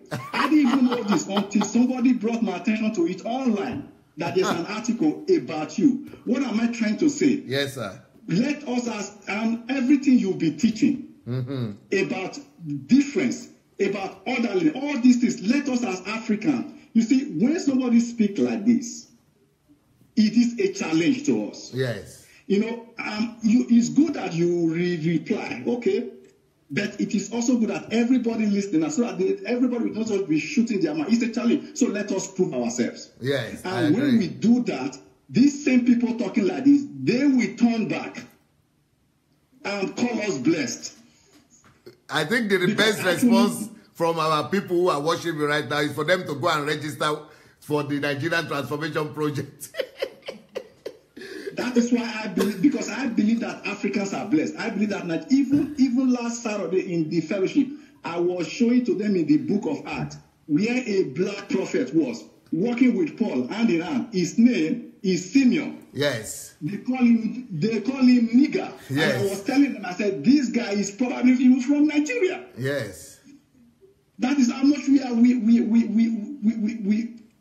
are blessed. So this is a challenge for everybody. It's a challenge. Go and work on yourself and develop yourself. Those in Africa, those here, every one of us, those of us having children here, you know what many of the Nigerians here do? Yes, sir. DSA. You see, when they come, all they do is pursue money. And how do they pursue money? They go after a job that they think they can make money quick here and there, here and there. They don't go to school. They don't develop themselves. And the few that go to school are very bright because Nigerians are very smart.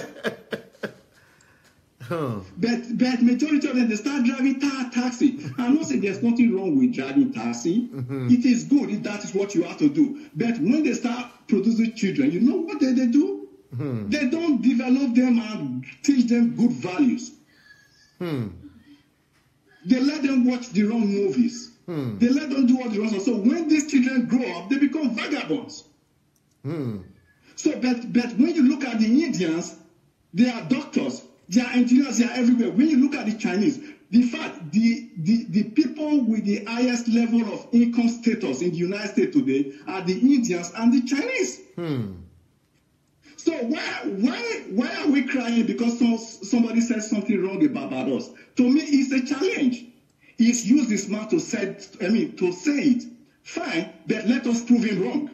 Yeah. Let us start raising our children in the right way, in the fear of God. And when they grow up, in fact, the truth is everything will change within 10 years, both in Nigeria and even here in the United States. Yeah. The blacks are still the poorest in the United States. That's right. Why? Because the average African American is not serious. So we need to imbibe all these things so that for me, when I heard it, it's a challenge. Because you know why? My children, I know how I'm raising them. Yeah. I won't be surprised if one of my child becomes the president of the United States if Christ tarries. Yes. Even in the place where I work, my director, she respects and she's afraid of me. Why? Because she knows I stand for the truth and I prove myself by the grace of God. So everybody listening today, don't just castigate, don't just talk, let us prove ourselves and see if this tide will not turn. Thank you very much, Osaro. Brilliant. Thank you so much. Brilliant God idea. Bless you, sir. Brilliant. God bless you. I think yes, sir. I think I already have a response and an answer, and I thought I actually did my best to present that. That I've written a book, How Nigeria Can Become the Greatest Country in the World. It's like I knew that this moment was going to come. That's why I'm challenging you people to read this book. We can become the greatest country in the world. It's not a gainsay. That is why I wrote this book, that Nigeria economy can overtake American economy. I know what I'm talking about. You read the book and you will believe me. This thing I'm saying, the reason I responded to it is because I wrote a book that is called Insulted by Ungodliness. Every ungodliness is true what Osaro said. She will insult you to produce results. So this ungodliness has insulted us, but it should push us to be not to be indifferent, but to go and produce results to build a better continent and a better country. If we want to build a better continent, we must read this book. Don't eat tomorrow's food today, because that's what we are doing in Africa, and that's why we are down where we are right now. Let's teach our people not to eat tomorrow's food today and let them invest their money, and this book will teach our people how to do that. That's why I'm showing the books. No one is better than you. I'm already prepared for this time like this. So when this challenge came, I knew I have an answer for them. Our people should read this book so that they know no one is better than us. Every African child must read this book. No one is better than you. And then this is the problem that Donald Trump is facing. The danger of monoculturalism. He is only exposed to his own culture. He doesn't know the culture of other people. He doesn't know the supremacy of African culture. And that's why every one of us must read this book, The Danger of Monoculturalism, so that we'll be able to address this kind of situation and present our culture in such a way that they would like to learn from us. Look at this one, Discovering the Purpose and Calling of Nations. This is a book also that I wrote. And I'm writing about America here. I wrote about France here. I wrote about Germany here. I wrote about England here. I wrote about Nigeria here. And I wrote about, this is about the call. Every nation has their calling and purpose. And that's why every one of us must read, so that we might know these things. But our biggest menace is this one.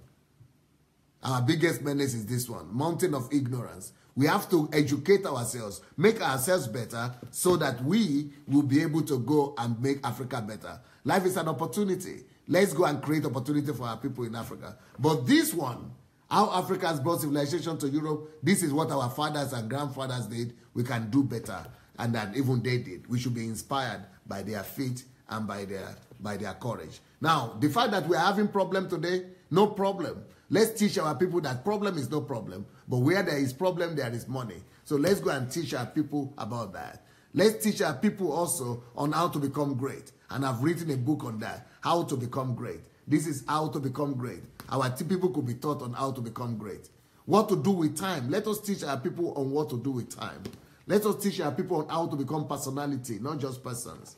And let us teach our people that even if they don't have job, losing your job could be the best thing that has ever happened to you. Those are the books I've written that will be able to help our people do much more better than they are doing right now. Hello? Hello, who is calling? Yes, you're having a lot of noise. Good evening, dear sir. Yeah. Can you come to a place where you don't have so much noise? It's okay now. It's okay now. It's better now. So go ahead and talk, sir. Good evening. Very, very, very nice discussion today. And I really appreciate the way you go about it, teaching and putting everything in order. Thank you, sir. That makes me believe what you always teach. For example, the one you said, law and order. Yes, sir. So, yeah. So, basically, but this very discussion, I find it very interesting because I, with other Nigerians, I live in London anyway. Okay. We were trying to investigate this particular issue. So, but we were not able to find out exactly what this man said. Yeah. You understand? Yeah. There is no evidence that he said that. I'm not saying he said that or he did not say it. Yeah. But there is no proof that he said that. What is the kind of proof you are looking for? It could be. What is the kind of proof you are looking for? It could be political talk. No. Human evidence is not a proof to you? I can't hear you. What did you say? Human evidence is not a proof to you? Yeah, it could be a political talk. That is why he couldn't deny it, and his people couldn't deny it too. He did. When you go to Twitter. No. I showed you just now his Twitter what he wrote. He said some strong words. He did that, but he couldn't say the strong words he said. And from the beginning, America, he loved any other person. Well, I think we should address the situation on ground rather than just trying to defend something that is undefendable. I'm sorry, I'm not ready to listen to that argument anymore. I've already said my mind about it.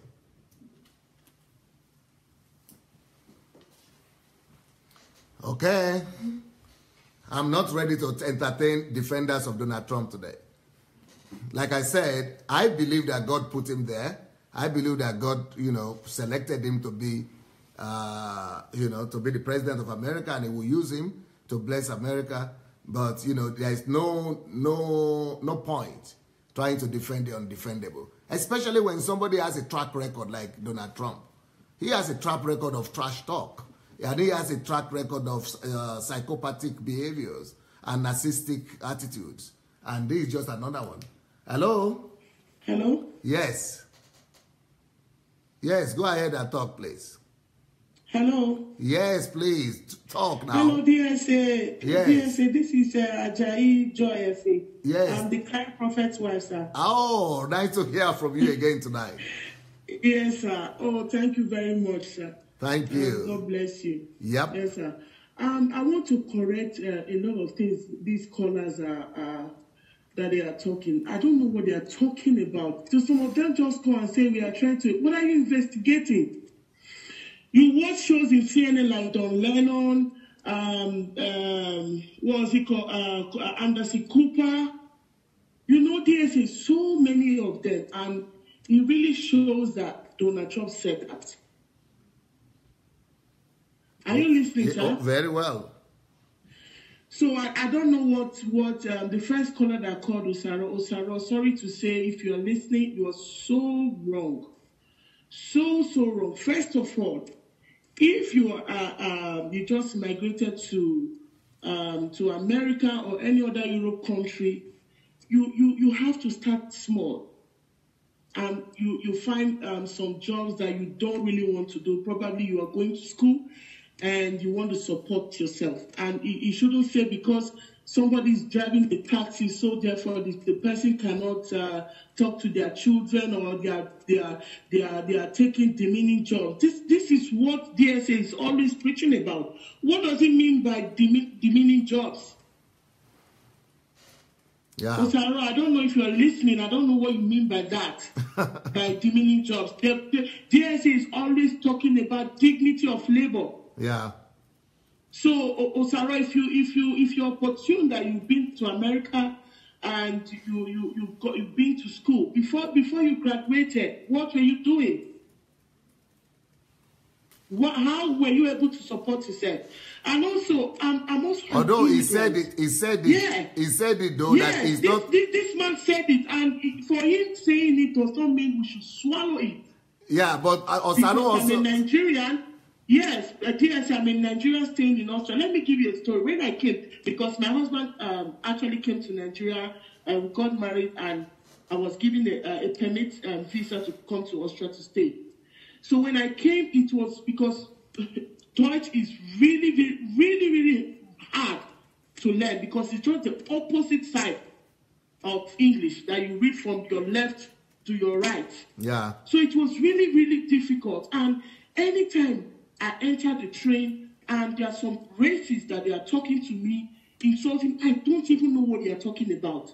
And somebody will say that, this lady is actually insulting you. I was like, oh my God, what am I going to do?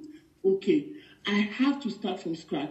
I have to go to where they give job center. I told them I want to go to school. They say, okay, if you're starting from a very low, we are not going to give you nothing. I was buying fuel in my car, driving there, drop my kids at school, driving to learn the language.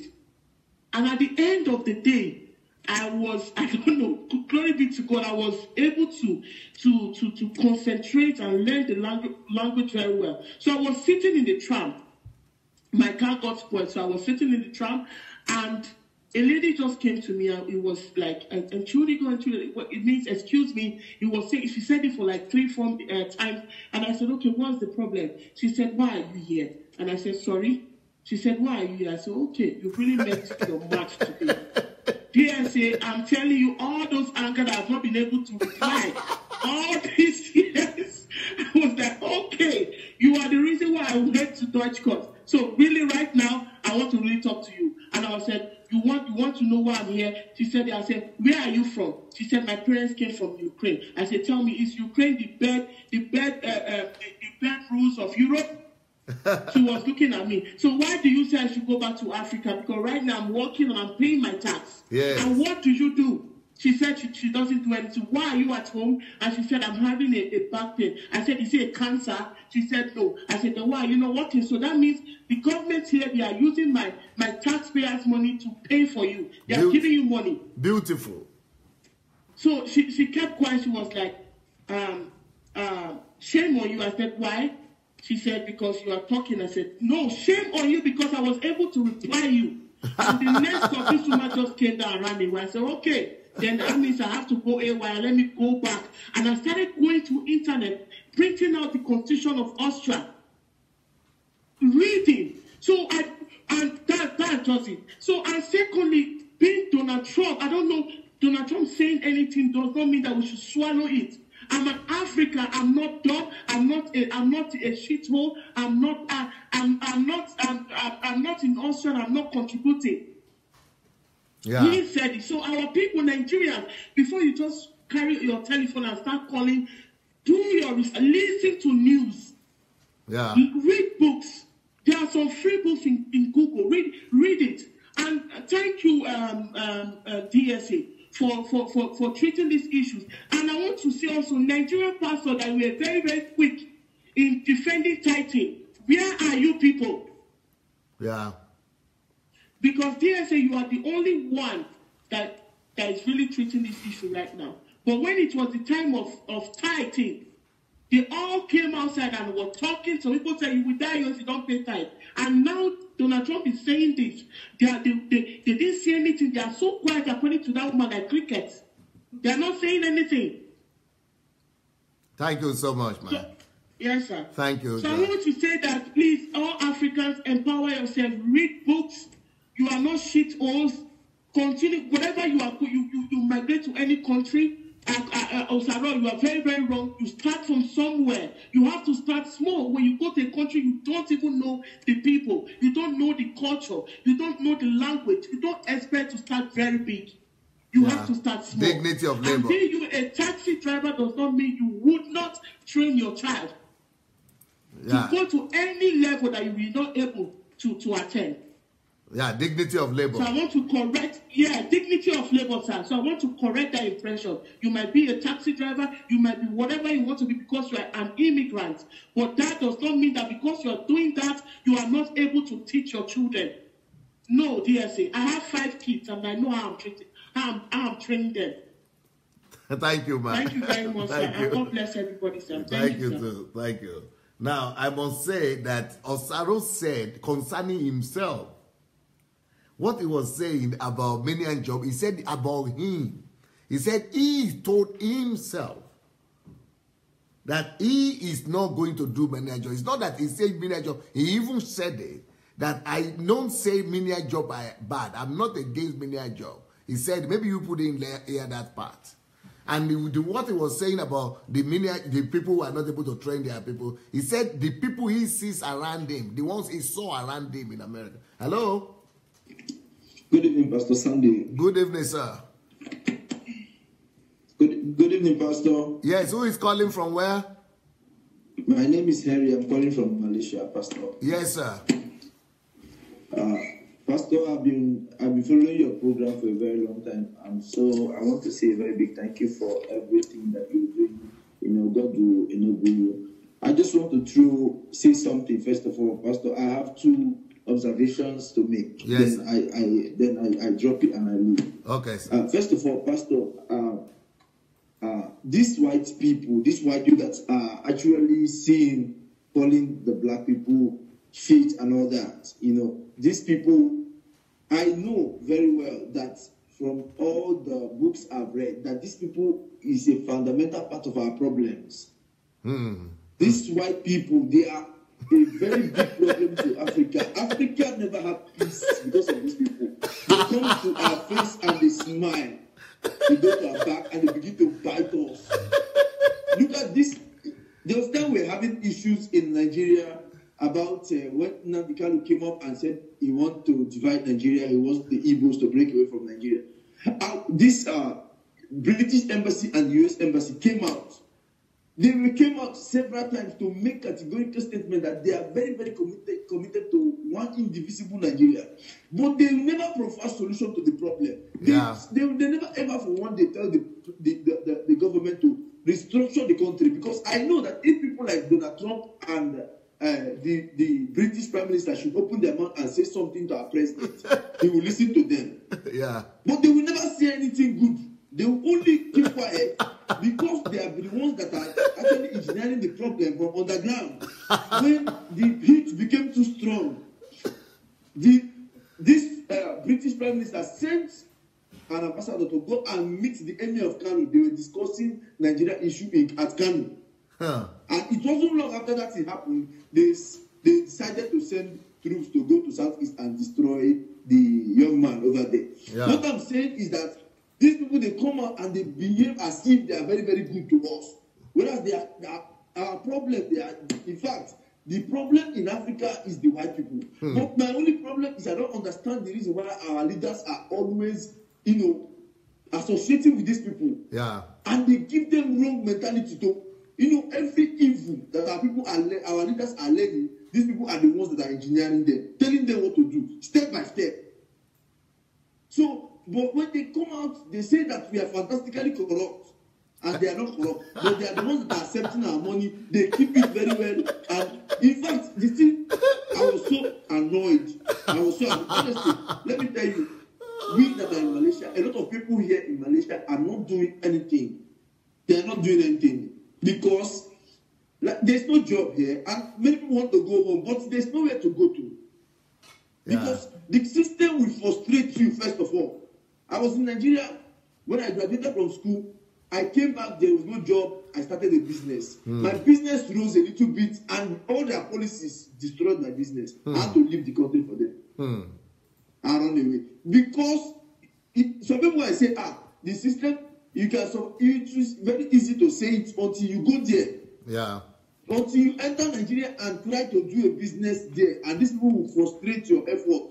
Then you will look at your capital, it will just drain. You will not see it again. It is very, very, as if I feel so sad. Every day I wake up, I just imagine that a country of over 200 million people has been hijacked by a few, and nothing is done about it. And everybody is just reacting. I feel so sad that my family, I have to, every day when I'm hungry and I'm still looking for money to send to my family to go and to eat, to feed. Because my mom had been working for how many months? The governor of Imo State had refused to pay her. At the time when he decided to pay them, he paid them 60%. He said he's paying them 60%. And I'm like, are you working? Are you doing a job of 60%? How can you work and at the end of the month you are paid 60%? Yeah. And I cannot understand the system. The whole thing is kind of, it's crazy because, we are the ones that are feeling the heat because when they refuse to pay them salaries, my parents will call me at the end of the month, we need money for this, we need money for that. And it's not easy because I can't steal. The system is, everything is making me angry. And I see a lot of people here that they are complaining about the same thing. They want to go home. Many people here, let me tell you, if you bring free flights and pack it in Malaysia airport and say, if you want to go home, Nigerians, enter, you will see thousands of people, they want to go home. They cannot even afford, they don't even have money to buy flight tickets. Those that are working legitimately. It's not easy over here. But some people don't understand it. Unless you want to begin to do some things that are illegal. But if you are working hard, it's not easy to survive here. Because you have to buy everything, pay for everything. It's not easy. So when I look at when people begin to talk shit about us, the way we suffer to survive. But I know that a lot of people here, they are still committed. Let me tell you, so many years ago, I know a lot of Igbo people, because I'm Igbo, I know a lot of people who are willing. See, today, they want to run, they want to fast-track the economy, that the economy will begin to, they have a lot of ideas. But you cannot bring it to Nigeria, because as I'm talking to you now, if you even buy spare parts and ship to Nigeria, the problem you will go through before taking that container to your... In fact, if by the time you finish the business, you will not even get profit of it. Because of what? The customs are waiting for you there at Lagos port. They don't know how you got the goods, but when you bring it, everybody wants you to settle and settle and settle and settle. And before your container is out of the wharf, the profit is gone. You are working for some people. They are just there to frustrate your effort. And what we should be, what I'm expecting people to be talking about right now is, the man has said it. I know that Trump has a big mouth. He has been saying things like that from the beginning, even before he was voted in.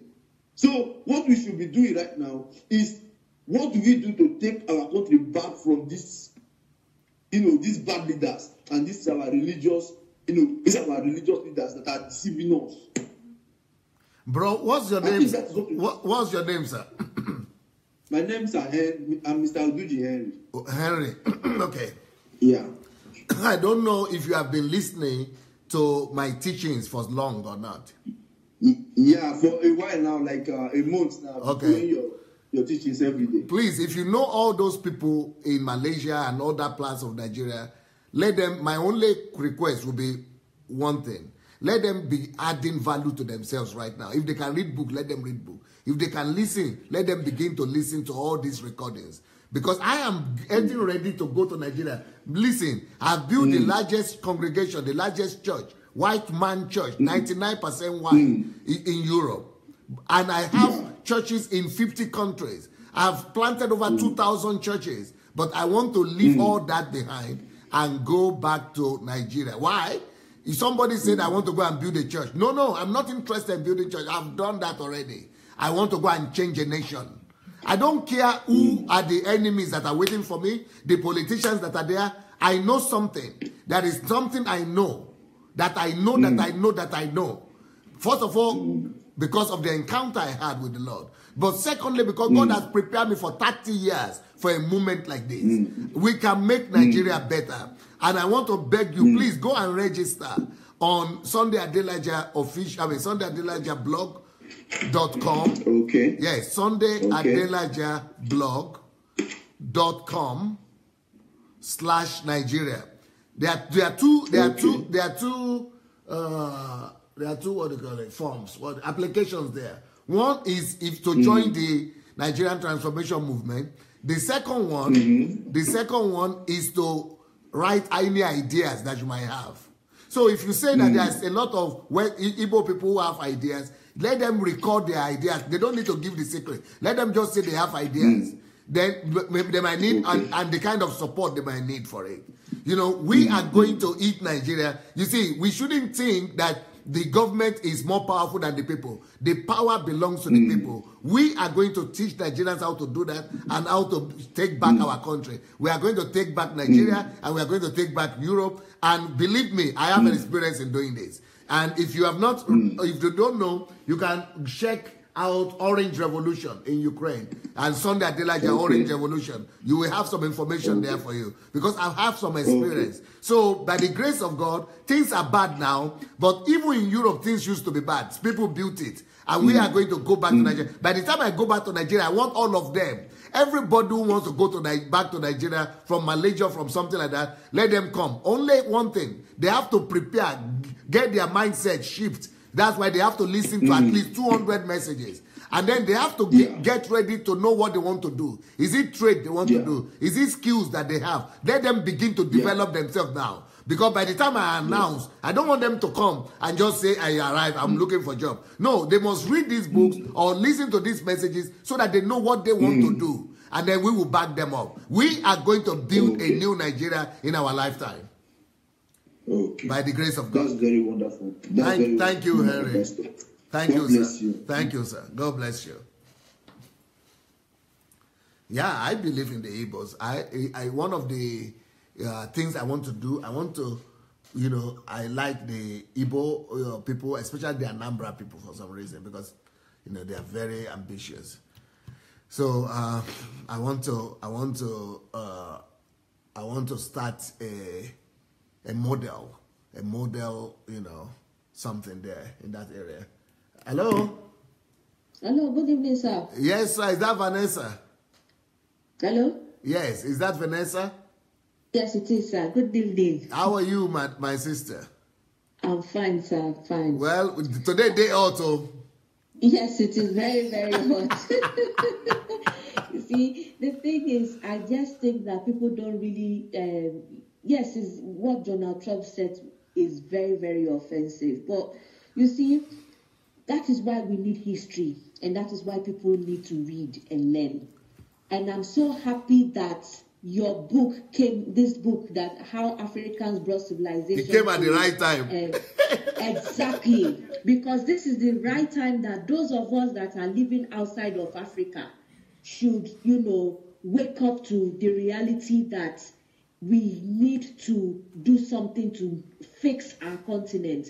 And I'm very, very happy, particularly about how you started with the series on tackling the church, because it is the church that needs the reformation. Yes, sir. Because people who go to church are the ones that need to be reformed in their mindsets. Yeah. Once their mindsets are reformed, every other thing will follow. I'm privileged to live in a city that has got a lot of history, especially when it comes to transatlantic slavery. Liverpool. Because, yeah, exactly. Because this is and slavery too. Slavery also. Exactly. Because this is the cradle of where even the division of race started. Because if you look at history in the Roman Empire, there was nothing like race. We were all one people. And it is surprising that even in history, that they don't know, that people don't get to realize that the greatest warrior was an African. Yeah. I can't remember specifically his Hannibal. Yes. Anybody who has read about Hannibal was an African. Yeah. He was one of the greatest warriors, you know, that this world had ever had. I wrote about him in my book too.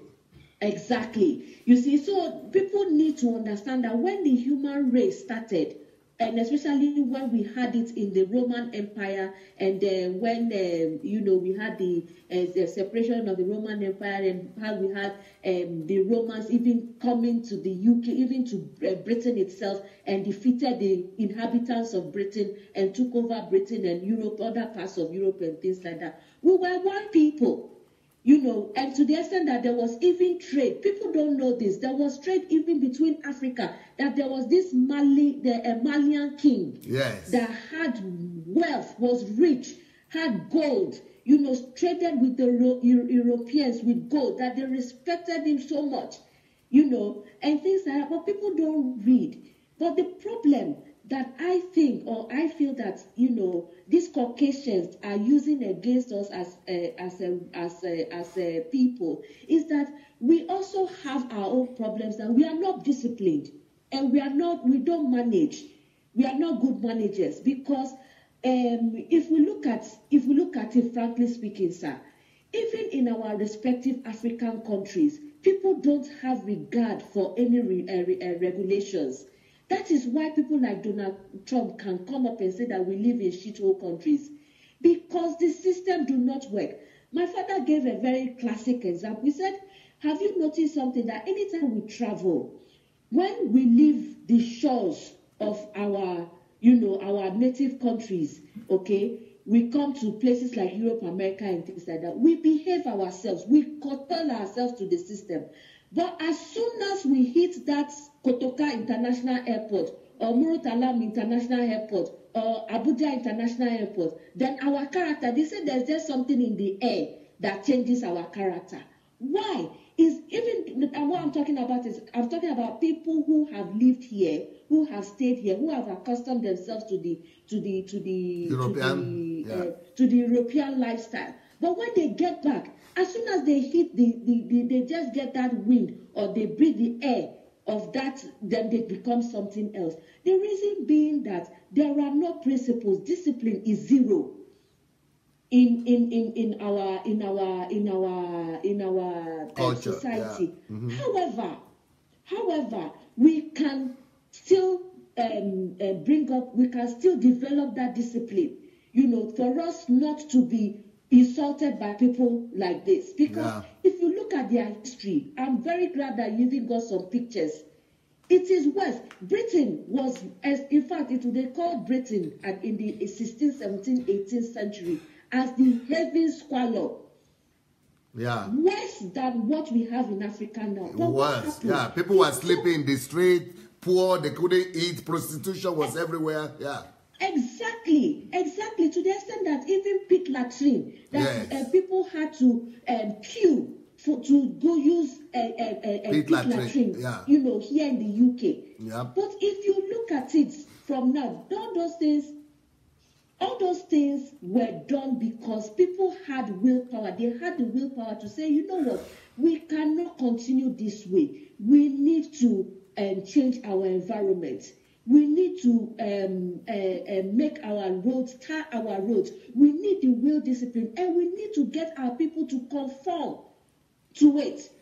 With the discipline and management of how we can develop our countries to be what we want it to be. Yes, people don't even know that when there was the Irish famine, people ran away from Ireland. That's why you have Irish people a lot in America. The people should read. They should read and understand. But in Africa, we were taken by force.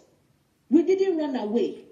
Africa's migration, people being taken, forcefully removed from their continent, from their homes, from their families, from their kinship. They were forcefully removed. Because why? Because Africa at that time, we were comfortable. We didn't have any problem. We didn't struggle. You see, but because of the greed of Caucasians, because they wanted cheap labor, because they saw that they themselves, they were fragile. But when they saw the African able-bodied people, they saw that the Africans were very strong. You see, and they used things like gunpowder, gin, mirror. So sometimes when I read the history of how the slave trade happened, sometimes it amazes me. How they deceived our ancestors with powder, gunpowder, even a shotgun and things like that. And these chiefs were able to enslave their own people, give these people away for free, to go and sold as slaves, to other countries and things like that. That is what the United Nations should speak about again. And I think they should talk to Donald Trump, because maybe he doesn't know the history of how immigrants came into those countries, how immigrants populated all the continents of the world. Even Australia, how Australia was populated. Australia was populated because Britain at the time was overpopulated. So Australia had the criminals, the people that were criminals in the UK. That the jail, Vanessa, the people, other people would not call. Oh. Oh, sir, I have a lot to say, but the thing is, people need to be educated. Yeah, that's the thing. Thank you so much. Thank you so much. My contribution, sir. That's my contribution. Thank you. She has a lot to say. She's well read, well informed. But I know that if we get to Australia now, it will go from there to other places. So, but other people want to call him and contribute. Hello. Hello. Yes, sir. Yes, can you talk, please? Go ahead and speak. Yeah, Pastor Sunday, this is Gerard. Yes, sir. Yeah, I am calling from North Dakota in the U.S. How are you, sir? I am fine, sir. So I just wanted to contribute a bit, like the brother Osaro, what he said. When I left Cameroon, hello? Yes, sir, we are hearing very well. Yeah, when I left Cameroon, I was recruited like a research assistant, teaching assistant / research assistant for the university. Okay. And when I came here, I used to look down on those who were doing odd jobs. I was like, I can never do that. And after I had my PhD in organic chemistry, guess what happened? God, the woman that I've been looking for all the time, God just brought her, and I am in a state that PhD jobs are not available. So I was bound to stay in the state, and I'm bound to do the very odd jobs that those guys, I was laughing at them. With PhD? With a PhD. Wow. I have a PhD. In fact, I was doing a postdoctoral research. When I finished my PhD, I did postdoctoral research. And what I was receiving at that postdoctoral research is even less than what I'm receiving. Is less than what I'm receiving. I'm working an odd job. Oh my God. So it is not good to just laugh at those who are working odd job, because people have to start from somewhere. And it's an experience that God has through it humbled me. I mean, the mind of Christ, he has built humility into me to see that, I could work with people with disability who don't even have any value for PhD. Wow. They don't care whether I have PhD or not. That doesn't matter anything to them. They don't respect PhD. They will speak sometimes at me. They will do funny things, and I will be like, do these guys know who I am? But at the end of the day, I can do nothing.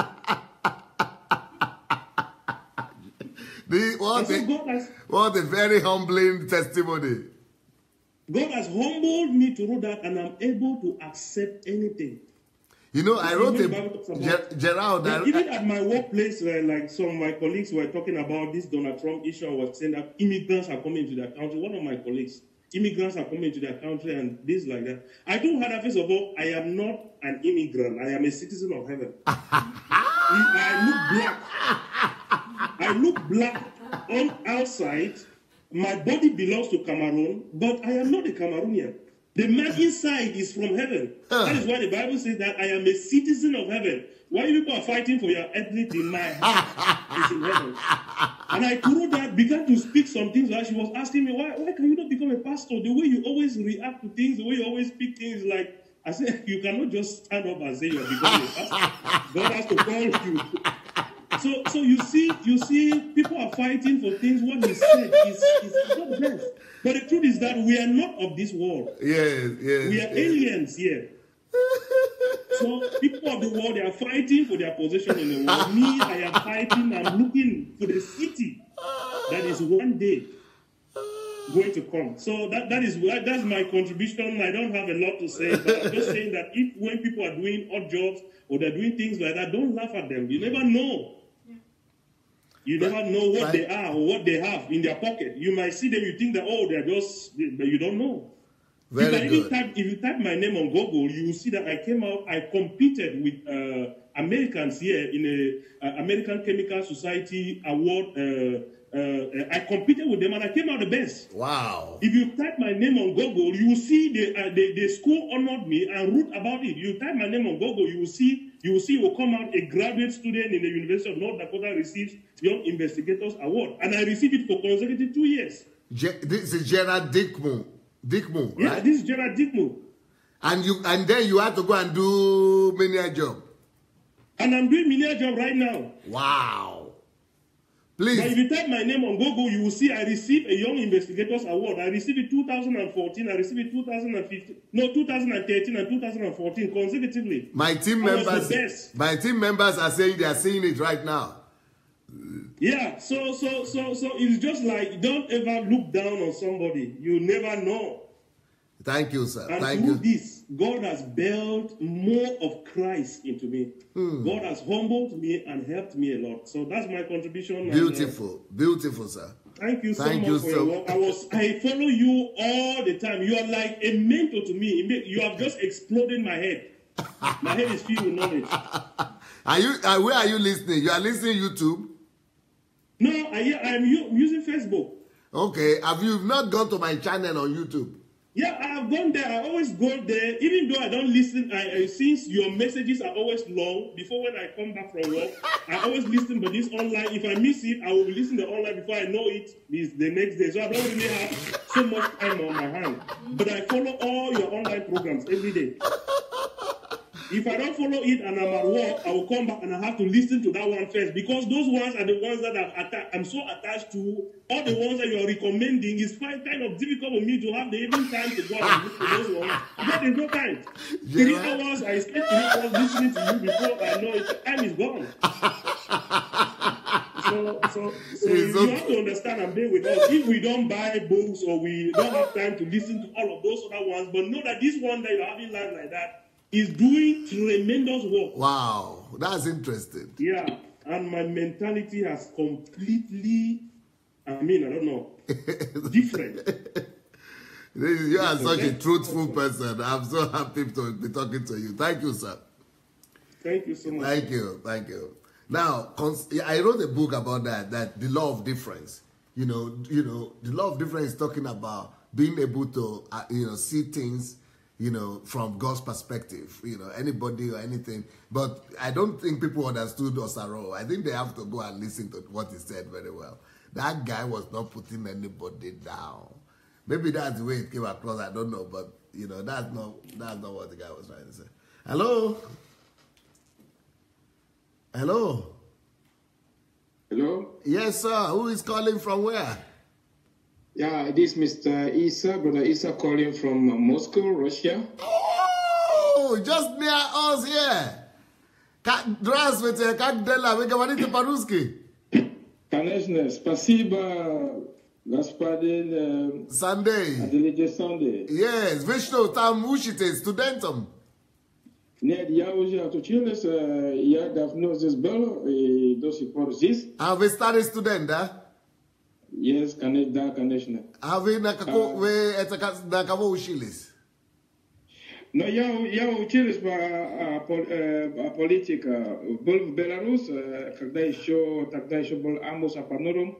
И потом в Москве я когда-то работал в посольстве, потом я рассмотрел другой вариант, там работать независимость, как типа принес в Африку. So today, then before I come from a born-again family. Oh, so, from what country? From what country? I'm from Cameroon. The English part of Cameroon. You are from English part of Cameroon? So many Camerooners. The Camerooners have hijacked my platform. Oh. Camerooners are calling from France. Camerooners are coming from Germany. Camerooners are coming from America. Camerooners are coming from Moscow now. Yes, we thank God. But you people are so, you Camerooners are so brilliant. I don't know what to do with you. All of you, we need to pack you back to Africa. We will go to Africa through Nigeria before you get to Cameroon. Exactly. And I've really been putting effort in order to make sure that Africa becomes one of the leading economy in the world. Amen. As it is in the beginning. So I have some few points here to put forward. Yes, sir. Forward today. Yes, sir. We cannot just keep on talking politics without going back to the Creator. Yes, sir. Yeah, our Creator is God in heaven. Yes. And they say He created the heaven and the earth, and the earth he created for humans occupation.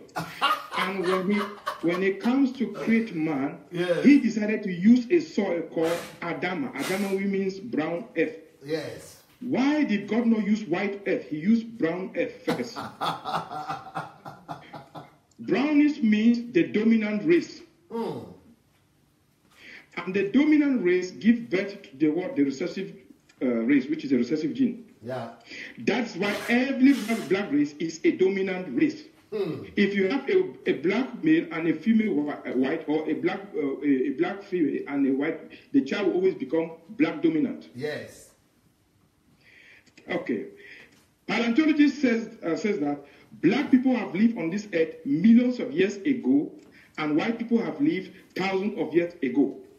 So if million is bigger than thousand, it means that we came on this earth before the white people. Yes.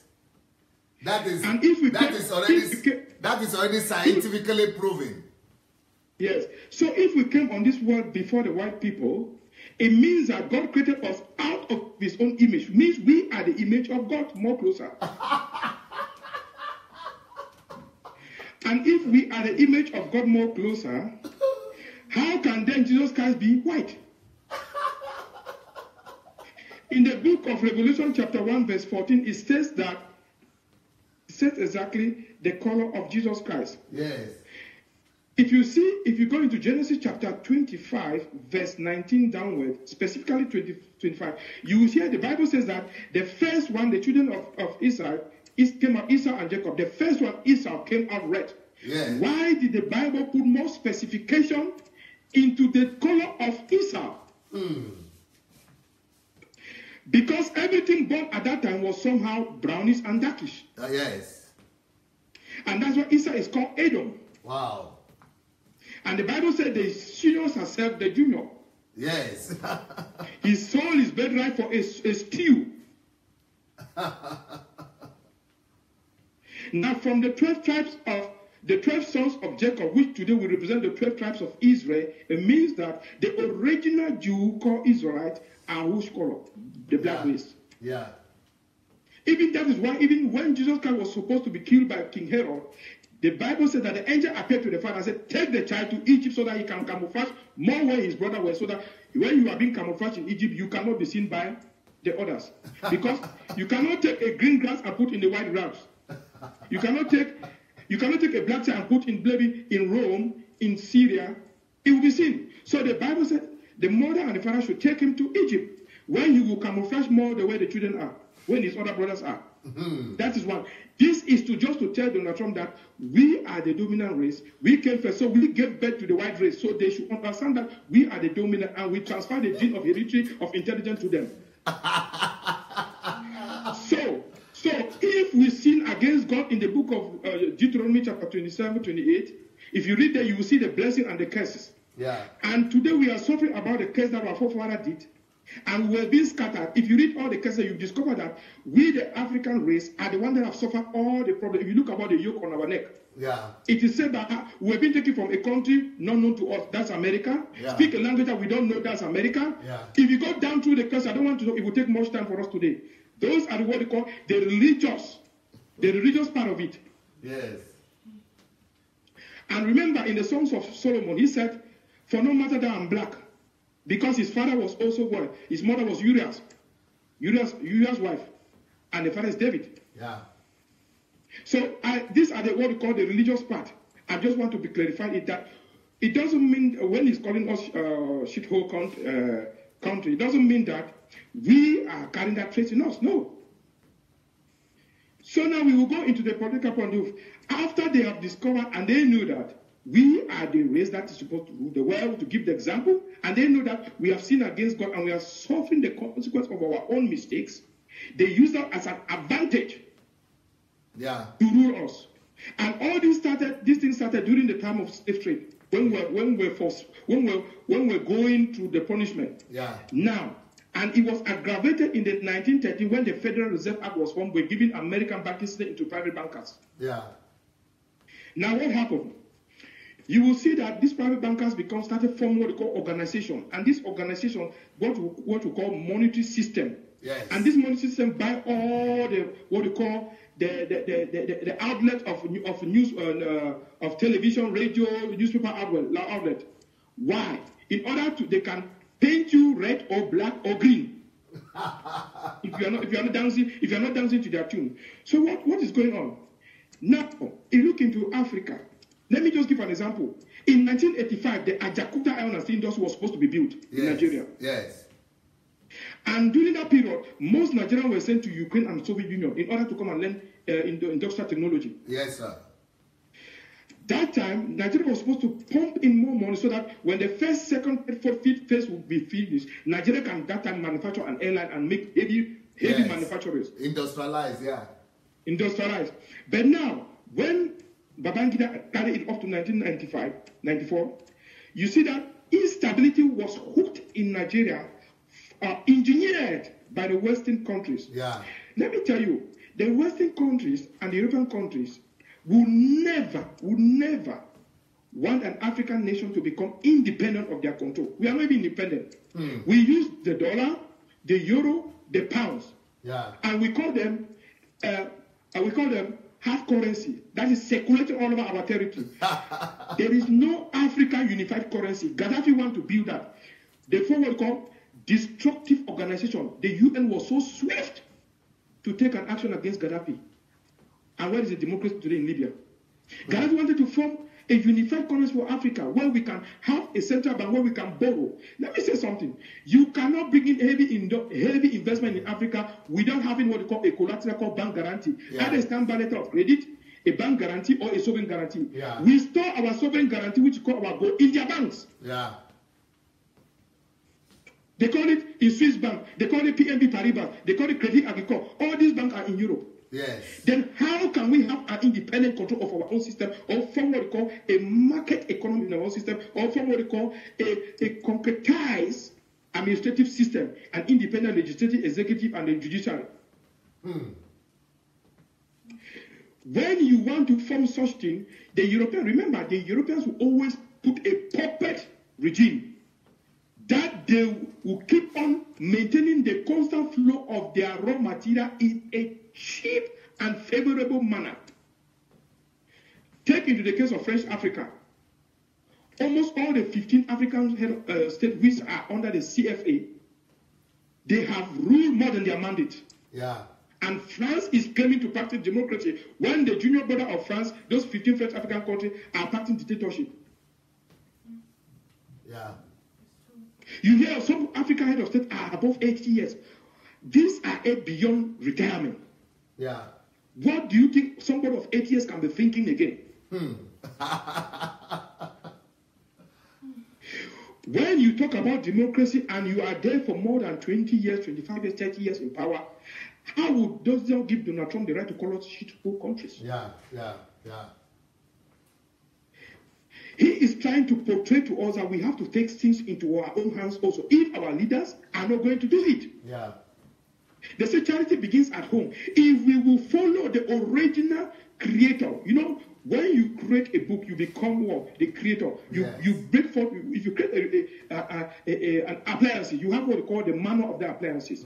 God who created this world, he has the Bible, which is the manual of this earth.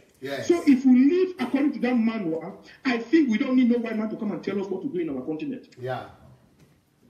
I agree. If we follow the manual of the creator, they say the fear of the Lord is the beginning of wisdom. Just fearing the word of God is the beginning of wisdom.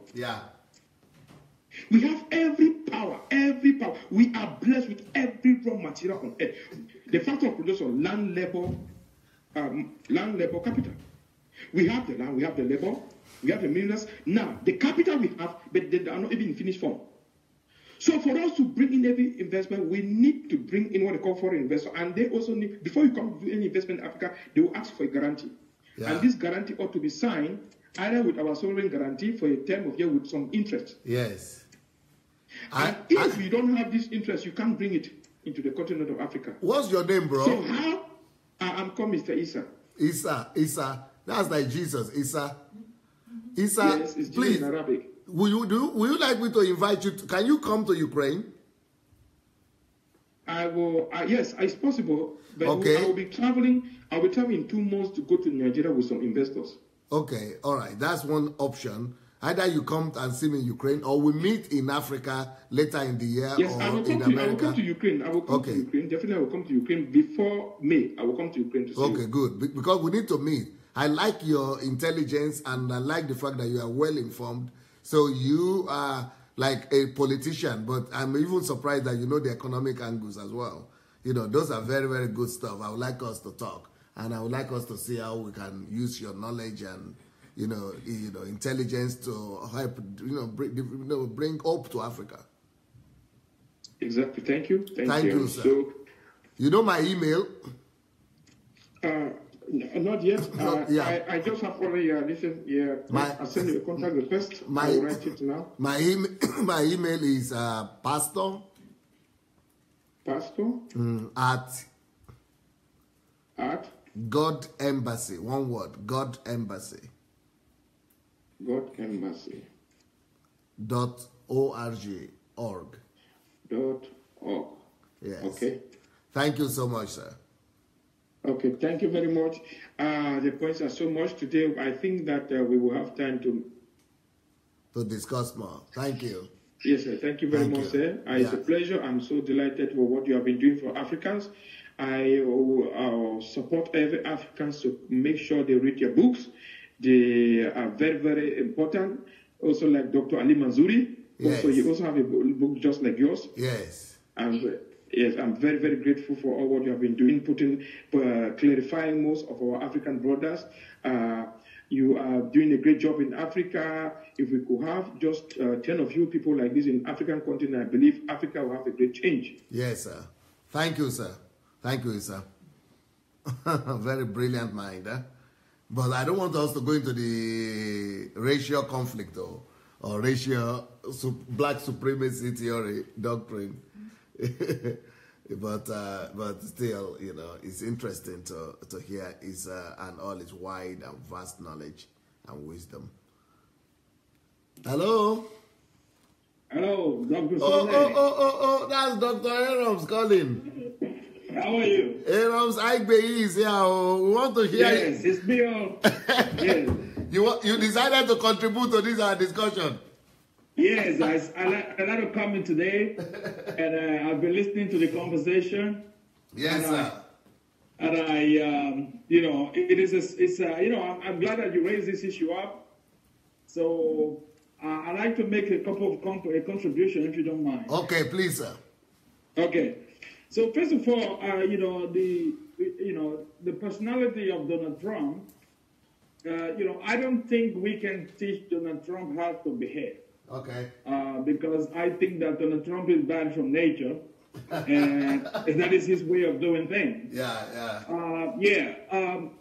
And secondly, Donald Trump comes from a culture that I've always seen black people in a negative way. And in my experience, basically in a very high corporate world in America and in Europe, is exactly the same. Wow. Because if you look at the corporate world, the real top corporate world, you hardly find a black person who is a president of a bank or a big industry in Europe or America. That's true. And I can tell you one thing. When I was doing some work for one of the largest banks in Europe, there was an explicit order that Nigerians were not to be employed as in a certain area of the bank. Wow. So that, and the reason why they did that was because they said, Nigerians cannot be trusted. And so I got the memo, but because at that time, I walk around with a foreign passport, so they didn't know that I was a Nigerian. And I was one of those that had to implement the policies. Wow. So it was a very difficult thing for me. But why I'm saying this is that there are a lot of things we Africans need to be outraged about. And I have the feeling that we are not angry enough. Because my idea of being angry is be very angry and stay angry and channel that anger into positive energy. Yes, sir. So when I look at people, and I think our people are not angry enough because, like you know, I gave out a challenge. I said, look, I'm reading one of your book every day for 30 days. And somebody told me that today in the program. Yes. And I said, I want people to join me. If you can, read one a week. So that at the end of the year, you read like 52 books in 1 year. But those people, you know, I'm unable to find people to join me to read the book. Yeah. But I think, you know what, at a certain moment I had a conversation. Maybe it's not a book a day, but a book a week. Yes, I said to them, look, Jesus Christ said, if somebody asks you to go a mile, you go 2 with him. Okay, so okay. If I'm asking you to read a book for 1 week, then I'm going to read a book a day. To show you that, look, I'm not lazy. Yes, yes. So anyway, so my idea is that, look, our people need to realize that, look, we have serious problems because for me, Donald Trump is not even our biggest problem. Yes. Our biggest problem are the Chinese. Because the Chinese, I mean, we have over 1 million Chinese in Africa right now, and their objective is to colonize Africa. Wow. So now, while we are busy talking and we are not educating ourselves, we are not reading, we are not taking action, a whole continent of 1.3 billion people are coming to our continent to take it over. And, you know, and I always say, look, it's better to be an American slave or a slave to Europe than be a slave to the Chinese. Wow. And a lot of our people don't understand that, and I've made several programs about this. So we really have to start waking up. Our people really have to start waking up. And I say, I can understand the anger that people have regarding, this issue. I said, man, let's channel the anger into positivity, into action, into serious work. Into productivity, into creativity, yeah. Yes, and let's get to work. We need to get to work. I get so frustrated when I see our people, and then people will talk about this Donald Trump thing, and then after a few weeks, everybody will forget about it. Yes. Until Donald Trump will say another crazy thing again in about a few months, and we will start again with it. I think what you are saying now is exactly what Osaro was trying to say. That we should actually channel our efforts, our anger into creativity, productivity, and sustain it, not just for 5 minutes. Yes. And that is what we need to be doing, because as we go on, fighting ourselves and not really contributing to our community and making ourselves better, it is on people like Donald Trump are going to come more and more, because in our language there is a saying that it is because the wall fell, that is why a goat could climb it. Yeah. So in other words, it's because of the situation we are in Africa. That is why somebody like Donald Trump will come up and say things like that. Yeah. And personally, I listen to Donald Trump. I say, okay, look, you say that. I use some other crazy words on him, but I move on and say, look, like, I have to educate my people I have to educate my people.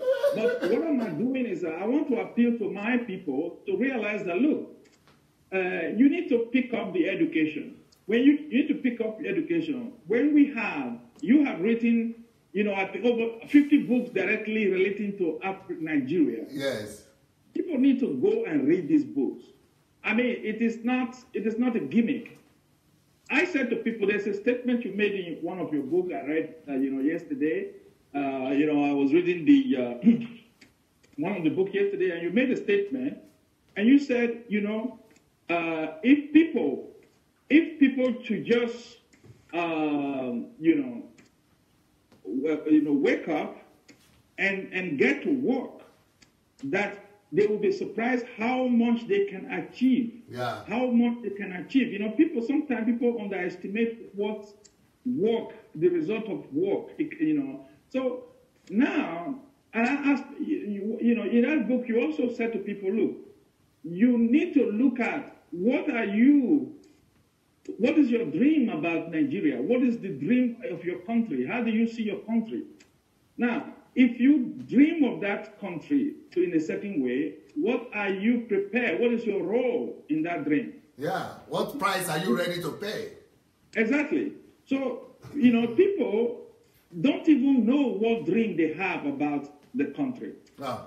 Then even people who have a dream, the second question, what is your role in that dream? What role do you want to play? Yeah. They don't have answer to that. So, and I think those are two very basic questions that you raise in that book and say, look, you need to have a dream. And secondly, you need to have your own role, your own personal role, the one you want to play in that dream. Yeah. Like you said, your role is to bring up leaders, yeah, to lead the country, to future leaders, history makers. My role is to educate people. Yeah. So whether I take materials from you, I take it from somebody else, I take it from Nelson Mandela, it doesn't bother me. As long as the material is there to educate people, I bring the education forward. That is my role in it. So people need to start identifying what their personal roles are in the development of the country. And just imagine if we have 100,000 people this year who have been able to identify their roles in the development of Nigeria and decided that the very day they identify that role, they are going to start doing it. Then we're going to start having changes. And I said to somebody, I said, look, do you know why I don't go to the Caribbean on holiday? He said, no. I said, look, the Caribbean, there are black people there. I cannot go to another black country for holiday when mine is not good. I have to fix mine. Then I go to mine for holiday. Wow. So I'm not going to go to the Caribbean, no matter how beautiful it is, no matter how nice it is. My country has to be fixed up, and then I go there for holiday. Wow, wow, So, wow, wow. And that is what I want to, tell people this evening that, look, you need to be focused on developing your country, and you need to come up with your own personal role and objective and say, this is what I want to do, not what they have to do, but I want to do. Not just what the government has to do, eh? No. Because, that is why I want people to read your books, because in your book, you make it very clear. You say, look, it is not the government who, I've read so many of your books, I don't even know the one I'm quoting anymore, but in one of your books, you talked about the inventors like Edison, like, Ford, Henry Ford, and all these guys, Tesla. Yes. They were people who brought America up, who designed America, who invented the technology that is being used in America today. Now, they were not governments. Not the government. They didn't need permission from the government. Yeah. Rockefeller himself, who is still one of the richest people in the world, if he was still alive today, he was a government himself. So we really, when you look at it in the practical implementation, we don't need the government to lead the nation. Yes. So the dependency that the black people have learned, so say, okay, government, we don't need government. Yeah. And that's what people need to start understanding, that you can just pick up your things tomorrow. Yeah. Like in Nigeria, you can go and start a school. Yeah. And nobody will tell you not to run a school. Yeah. So, that is, my contribution this evening to say, okay, look, we need to get to work and we need to, get things done. And in 10 years, the Americans will be looking for visas to come to Nigeria. Yeah! Beautiful! Thank you so much, Dr. Arabs. You're welcome. Yeah. Thank you. Very good. Very right. beautiful. Yeah. Thank you, sir. Have a nice evening. Yeah. You too. Bye-bye. Bye. Yeah. Oh, wow. Brilliant. In 10 years' time. Well, I have said it that once I get to Nigeria, like once you hear that son Adelaja has landed in Nigeria, begin to count.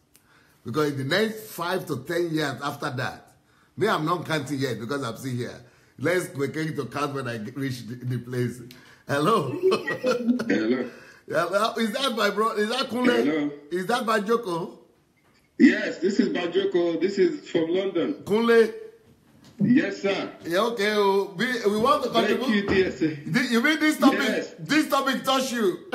It touched me really greatly. It really touched me because I'm quite surprised. Yeah. And with in regards to Osaro, obviously people got him wrong. Yeah. But the point is, I think we're actually not focusing on what we should be focusing on. Yes. Because at the end of the day, we all know what Donald Trump stands for anyway. We know it is good that it's Donald Trump because he's telling us the truth. Yeah. And which means we need to start working hard right now. Yeah. You understand? It's not tomorrow, not next tomorrow, now. Yeah. You know, we need to start waking up. So it's not a time for us to start blaming someone for what they say. People might say anything out of the way it touched them. Yeah. You know, so because we all have different ways that we digest information. But the point at hand right now is, what are we all doing to make sure this statement does not affect the next generation? Yeah. You know, like the last brother that called about China. It is true. It is true. We might fall into the second slavery. Wow. It's just like that. And people don't know it. People don't see it. They control the food we eat. They control the medicine we take. You know, we've forgotten all the herbal medicine that really works. So what are we doing to get back all this information? I feel we need to get back all the information. Yeah. Because the point is, I've been doing my research and I found out that, look, people were actually doing brain surgery when there was not even medical equipment. In Africa, yes. In Africa. Yeah. And even it was a BBC program that showed it. That if they were going to perform things like this in the UK, it's going to take about 20 specialists. Wow. And it was just 3 people who were drinking alcohol and cutting people's head. And survival rate was 99.9%. Wow. Where is that technology? Why are people still looking for money to go for hospital? We've got this thing somewhere. We need to go back. Wow. And if everything that's happening now has happened before. Yeah. Donald Trump wants to build a wall. Yes, China build a wall. Even if you go to Benin somewhere, there's a wall. They're always building walls. You know, but I feel that it's good that you brought up this topic, and it's good that people are speaking up. And I've got things that obviously I'm doing towards in Nigeria as well, because as you know, I'm into building. And I want to see how we can create the cheapest, durable house for people. Yes. Go back to bricks. Go back to clay. Go back to what your ancestors were doing. No one needs to be outside. No one needs to be. Right. You know, but thank you so much, DSA, and, you know, you keep encouraging us. And we pray that people would, you know, listen and then obviously read the books as well, because obviously knowledge is power. Yeah. You know, and as a caller said, I want to mention this, because the guy said that obviously we need to fight. We're not fighting enough. We don't have that fighting spirit. And there's an adage which says that in Yoruba, it says, if you don't, you can't ask, if you don't know the death that killed your father, you can't ask for something. There's a way they say it, I can't remember. But in essence, it means our children shouldn't repeat. Need to grow up. Our children shouldn't repeat the mistakes of our fathers. You need to grow up. And that is what we need to do. It's not about wealth. It's not about money. All money, everything is rubbish. Beautiful. But, you know, thank you, DSA, and we'll keep listening. And then I hope we move into people's hearts and we change the way people think. Thank you, sir. It's a mentality. Thank you, It's a mentality, nothing else. Thank you, sir. Thank you so much. Thank you. Yeah, people need to read the book to change the mentality. We need to read these books, especially this one here. Especially this book here. How Africans brought civilization to Europe. And then the danger of monoculturalism. That's the problem we're having with Donald Trump right now. You know, and then taking charge of our nation, becoming the Abraham of our nations. Hello? Susanne. Yeah, is that Susanne? Hello, this is Susanne. Susanne from Finland. Yes. How are you, yes, Susanne? You decided to call in today. Yes. Hello, Dr. Sunday. Yeah. I would like to contribute also. Yes, please. I was so very sorry when I heard this news about President Trump. Yes. And I don't know if there are any other white people calling online, but as a white person, I really felt in my heart that I want to apologize. Wow. I want to apologize on behalf of President Trump, and I want to ask forgiveness because I feel so bad of what he has said. And also, I want to apologize on behalf of anyone who ever has insulted you or any black people. I want to be on behalf of those people who do not understand what they are doing, like the Word of God says. Yes. Even Jesus said when he was nailed on the cross, he said, Father, forgive them because they don't know what they are doing. Yes. Those people are like blind. Yes. They cannot see the image of God in other people. Yeah. And that is because of the narcissistic and psychopath personality. And those people cannot see what they are doing. And I think it's so important also that when this kind of things happen, that we protect our own hearts. Yes. And I have like couple of places from the Bible that came into my mind. Yes. From Romans 12. Yes. It says there to love one another with brotherly affection. I think it means we should love each other as members of one family, no matter what the skin care, what the country or anything is. But when we are children of God, we are one family. Yes. And we should be giving precedence and showing honor to one another. Yes. And we should bless those who persecute us, and we should not curse back. Yes. That is what Romans 12:14 is saying. Yes. And I also think it's very important for all the Nigerian people and churches to know this Bible verse from Romans 12:14. Bless those who persecute you, bless and do not curse them. And also verse 17, repay no evil for evil, but take thought for what is honest and proper and noble in the sight of everyone. Yes. So that is what the Word of God is like giving us instructions to do.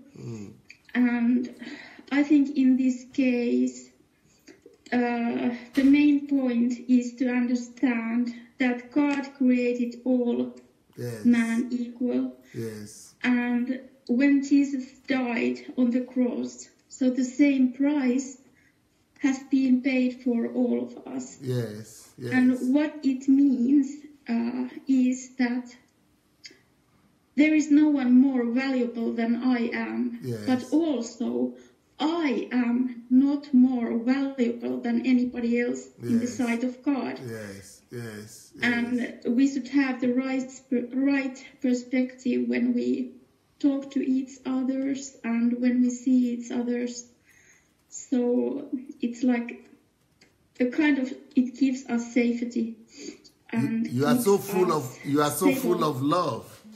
Your love is so filling the air. Your love is filling the air, the platform. I am feeling your love right now. Thank you for speaking on behalf of all white people. And you are the only one. You are the first one to call. And your message has brought healing. And I think it's bringing healing to many people as well. Hello? Okay. Yes, thank you, Dr. Sunday. And I also want to say this, that because I really want to honor you for what you are doing, when I think of you, like I can say just in the twinkle of an eye, I can say that I do not know anyone wiser than you are. And you have taught me so much, and I'm so thankful that I know you, that I have been able to come to Ukraine and to meet you, and that I have been able to go through the HMT training. And I just want to still encourage anyone who is thinking about to coming there or taking HMT training, that just do it, because it will change your life, and you will not come out the same when you went in. It will really change you, and I want to encourage anyone to do that. Thank you so much, Susanne. Thank you Yes. so much. Have a wonderful day. Okay, bless you, everyone. Greet your Okay, family and bless you. everybody. God bless you. Bye. Bless. Wow, what a show of love.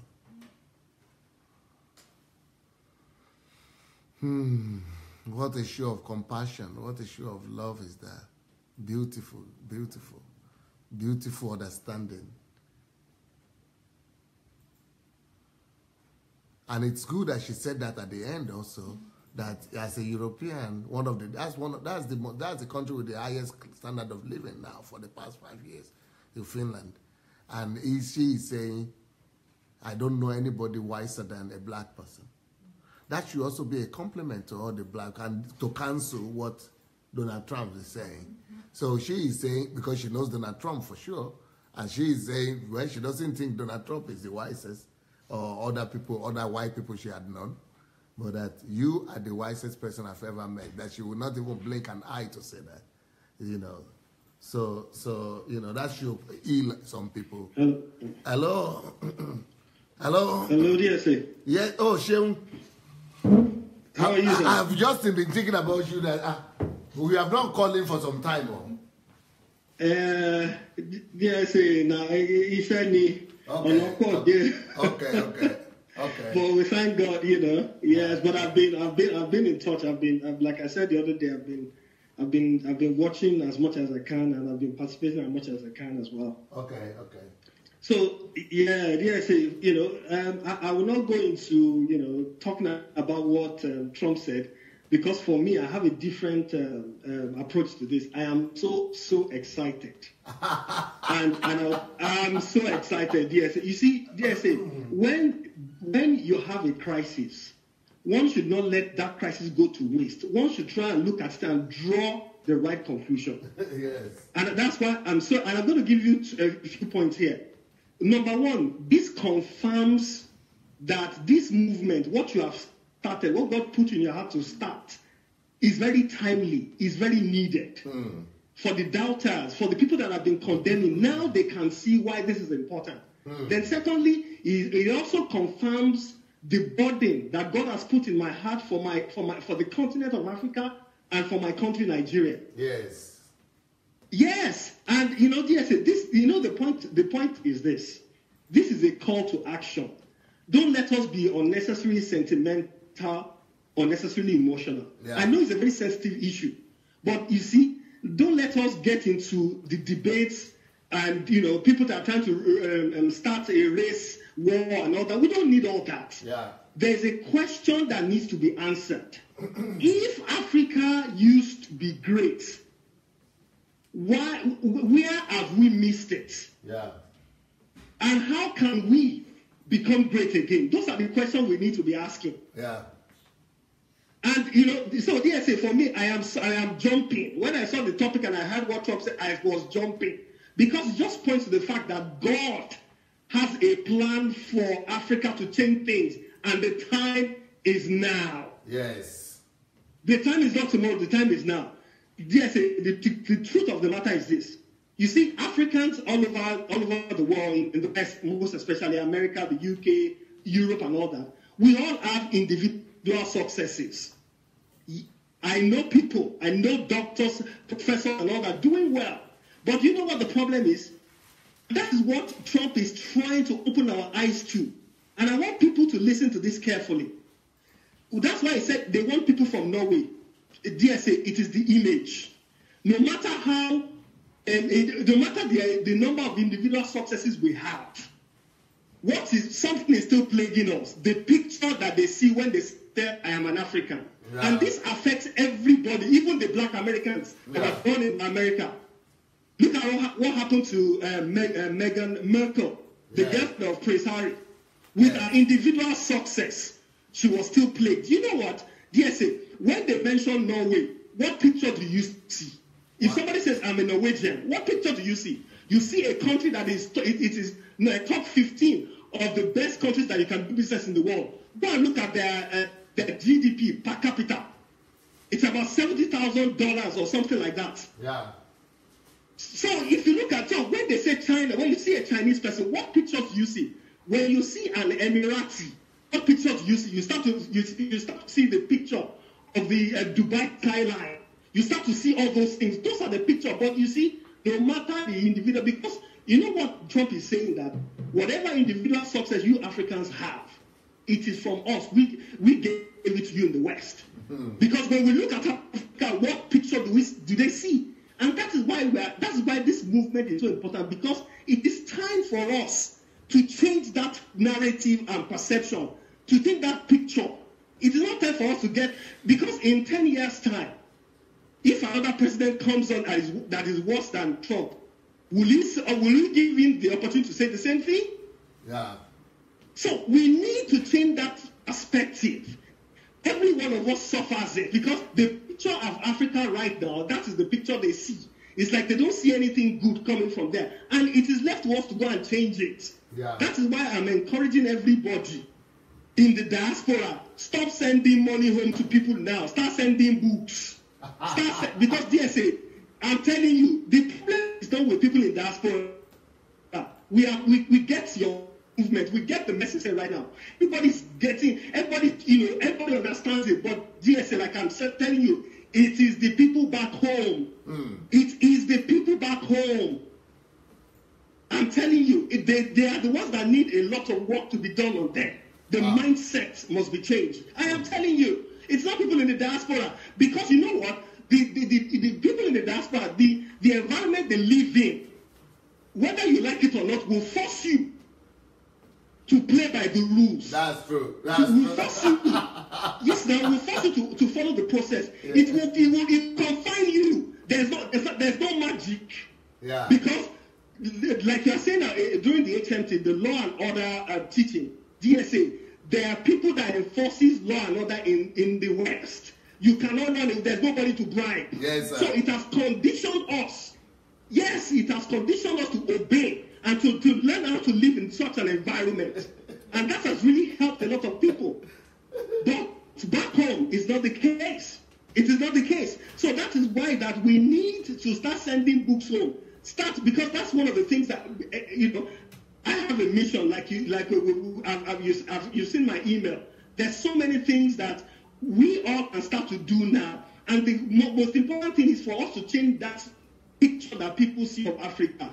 The Beyoncés of this world is affecting them. The Jay-Z's, no matter the success you have, if it's not institutionalized, look, it took me to go and read the Jewish phenomenon, because I was, and your book, the book I'm reading right now, about one of the books, one of your books that I'm reading right now. Which one? Because the fact is this, how Africans changed the civilization of Europe, brought civilization to Europe. Yes. Because I'm seeking those answers. Beautiful. Because we need to change the picture. That is the key thing right now. How do we change the picture? Well, despite the fact that we have individuals in the West, but how do we put that individual success? That when we say I am an African, the picture that people see is like, wow, yes, this is a product. This is a good product here. What do people see? And that's what's happening right now. That is what's happening right now. If you say, you have America and all that, you see a white man that says, or a black man, says it's from America. What picture do we see?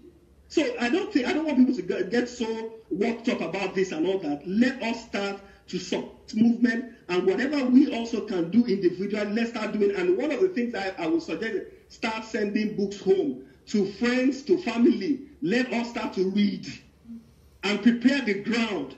so that when the DSA comes, so that when most of us land there, there will be we will not be mixing what is currently there right now. We will have helped a few people to catch the fire that we have here as well. So that is my contribution. So the narrative and the perception must change, and this is the way to change it. This is what DSA has been saying. So DSA, I am excited. I am not angry, but there's an only anger in me, but I'm excited. That only anger is excitement. Yeah, I think what you are saying is in line with what Osaro says actually, and what Arams, the last caller, was saying. Beautiful. Thank you so much, sir. Yes, God bless you, DSA. Thank you. Yep, that is Sheon from London. Thank God, people are excited. So people are saying the books. Well, the books, if you want to get the books, you can write to dsasbooks@gmail.com, or you can get them on Amazon. Hello? Hello? Yes. Hello, hello, sir. Yes, we did hear you. Make you talk. Yeah, hello. Good evening, DSA. Yes, sir. How are you doing? Good evening. Is that Prince? Yeah, this is Prince. Yeah. Nice to hear you, sir. Yeah. Thank you very much for the message. I'm glad this evening. Yes, we are hearing you. Please go ahead and talk. Yeah, I've been listening to you since all these days. That's why I'm not calling in, but I'm listening to you. That's not a problem. Okay, I decided to call it this evening because of this issue of Donald Trump. At the end of the day, I'm not worried about that issue of Donald Trump. Because, before the election of Donald Trump, before the election of the American, between Donald Trump and Hillary Clinton. Yes. So there is somebody that says something about Donald Trump. I decided to go and look, who is this Donald Trump? From there, I know who this man is. So when I heard that message, I didn't just bother about it, because I quote this man, Wole Soyinka, Professor Wole Soyinka. Wole Soyinka said that if Donald Trump won American president, he's going to tear his green card. Yes. And the green card, a lot of people is happy to get. No, he said, when that man said that thing, I said, no, before this man should say this thing, there is something this man saw. I went to go and dig about Donald Trump. I saw it. I said, okay, no problem. When I heard that message a few days ago or so, it's a wake-up call to all Africa, all black nation country, because we need to build our home in the first place. And Donald Trump cannot tell this thing. Do you hear Donald Trump mention about China? The question is no. And how can you not tell me that, look at the situation that is happening everywhere in Africa. How can somebody stay in power for more than 4 decades, 5 decades? Those are the things the man is talking about. Not that the man is insulting everybody. He's insulting those people. Yeah. Look at the president that just left one of the African countries. The one they overthrew at the end of the day. How old is that man? Go down to Cameroon. And Clinton came as a president. He met them after 8 years. Obama came, he made that man. Donald Trump is there. That man is still there as a president. What are we talking about? Those are the things this man is talking about. And there is nothing good working in those places. This is the thing. Not that the man is insulting. No, the man is talking to those African leaders. This is the thing. Yeah, Gaddafi wanted to build in Africa. Gaddafi wanted a united Africa. Let Africa use one currency. But these people, for even African leaders fought against Gaddafi to join European and whatever and kill that man. Those are the things that are suffering today. The truth must be told. At the end of the day, as I said, it's a wake-up call to everybody. Do you remember that people send, all the way from Nigeria, people will send their people abroad and send them money? Why can't we build that Nigeria again? Yeah. People come from abroad to come and take treatment in Nigeria. It happened before. But today now we go abroad to go and take. Those are the things Trump is telling us. Not that insulting. No, insulting those leaders. Look at our country today. We have a president who cannot stood up and address an issue. 3 years is not fit. Cannot stand up and address an issue. People is dying like a sardine because of cattle. It's a sad story. So these are the things the man is speaking about. Not that the man is telling, no. Like what Osaro said. Osaro is saying that a lot of people misquote Osaro. Yes. Osaro is not insulting anybody, but he's just talking about me, what I see. I try to change them. I try to tell people, but people, I speak about this to myself and Aaron's. We spoke about this. I told Aaron's about 1 or 2 things that happened in this place that I stayed. We try to train people here, but they are not ready to change. This is the problem Trump is talking about. Not that the man just stood up, wake up and start saying all those things. No, the man saw something that if you reason very well, you know that the man is saying the truth. Yeah. So it's a wake-up call to all Africans, all black nations. We should know how to stand for ourselves. Thank you so much, Prince. To go and repair our country so that those people will come back to us in the near future. According to us, in the next 10 years, let's build Africa so that those people will run to us. Thank you, sir. Thank you so much. Thank you, Prince. Oh, wow. What a day. Fire, fire, fire. It's okay. Somebody asking for the books. Well, these are the books. We have so many books, but we have a caller. Hello? Hello. Good evening, dear sir. Good evening, sir. Good evening. Yes, who is calling from where? And this is Evangelist Osa from Spain. Okay, sir. We did hear you. Nice to speak with you this evening. Thank you, sir. Yeah, so, you can take a look at the issue that's going on now. Okay. You understand that, Africans, especially Nigerians, we love talking about the effect. Yeah. Rather than paying attention to the cause. So, and the major problem we are facing this time around is because our Christianity has enslaved people. That's true. Right now, people think they have brain, but they only have basket. That was serious. You understand? A situation whereby people go about seeking for a destiny helper and they don't even have a destiny.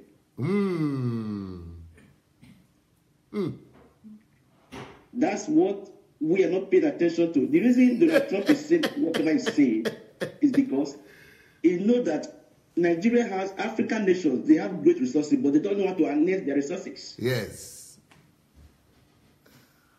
And now, people are complaining about what Donald Trump is saying. He's saying this, saying that. But if I may ask you, according to what he said, are you a shithole country? Of course not. He has right to say whatever he thinks. Okay. So we also have the right, the power to respond from the position of strength. So that we can begin to put ourselves, equip ourselves for a better future. Yes, sir.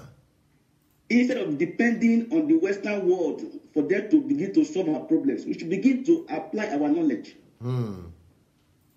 So we'll be acquiring knowledge for years, but we will not be applying them. So, and that's why in the aspect of Christianity, back home in Nigeria, the basic cause of all the sufferment in Nigeria is because of the lack of fear of God. Yes. So, if we must have a better Nigeria, we must first of all put our churches in order in Nigeria. I agree with you 100%, sir. So, the mentality of overnight miracle, that ideology should be wiped out.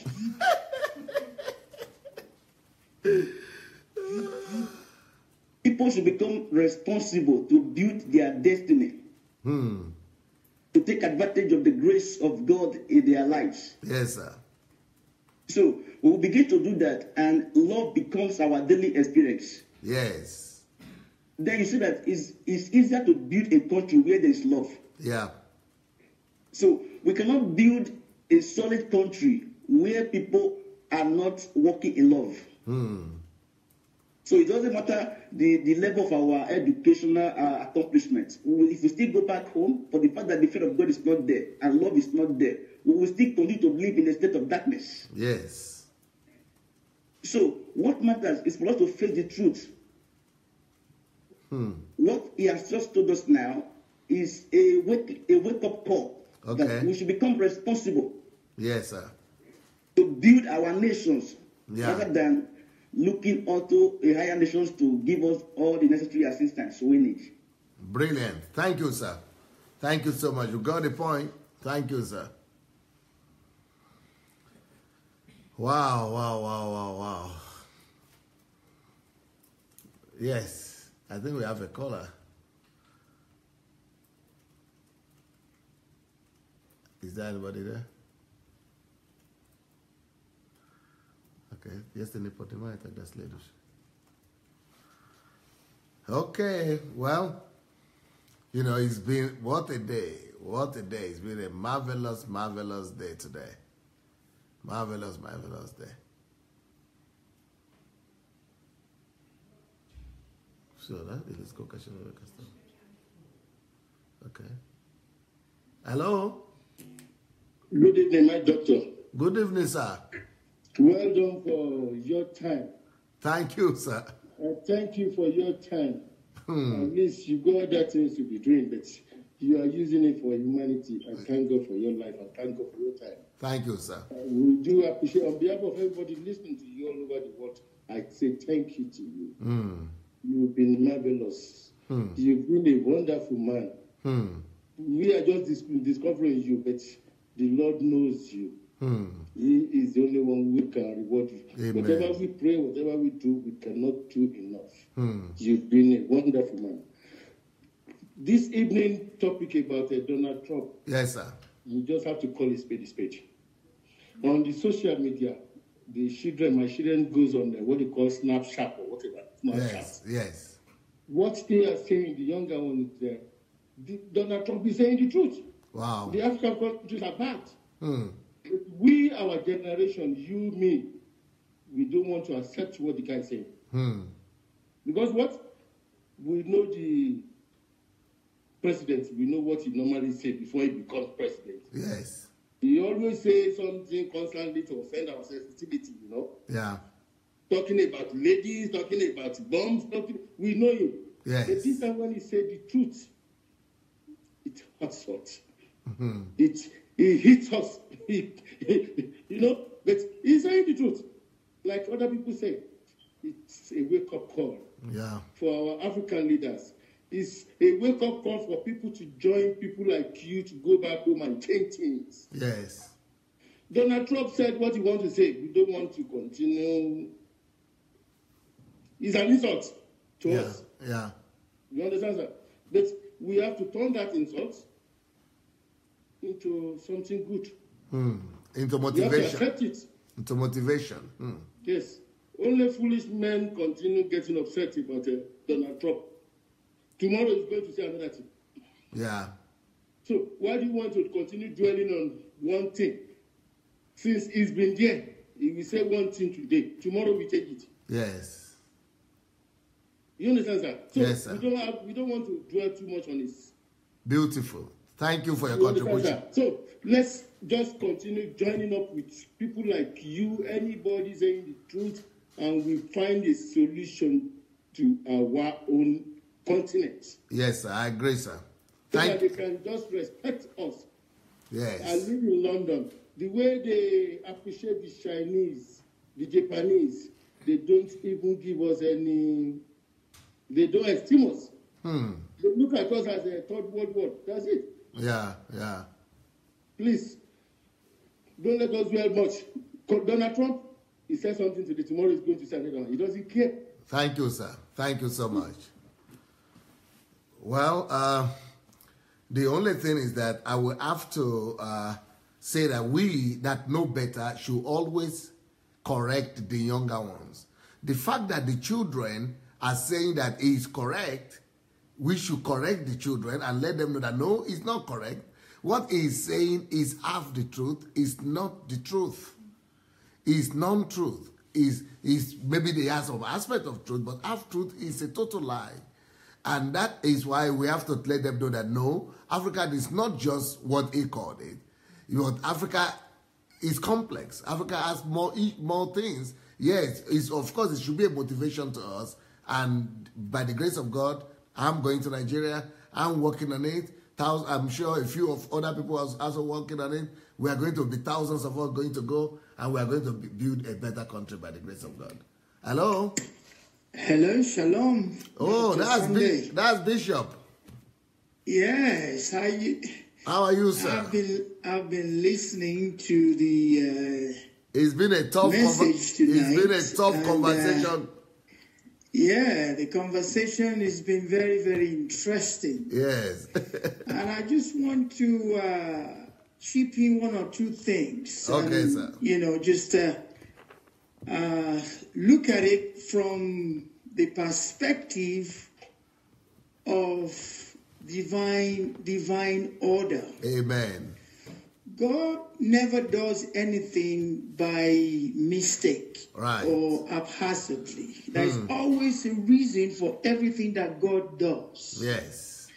Now, I want you to understand something, that you are on an assignment.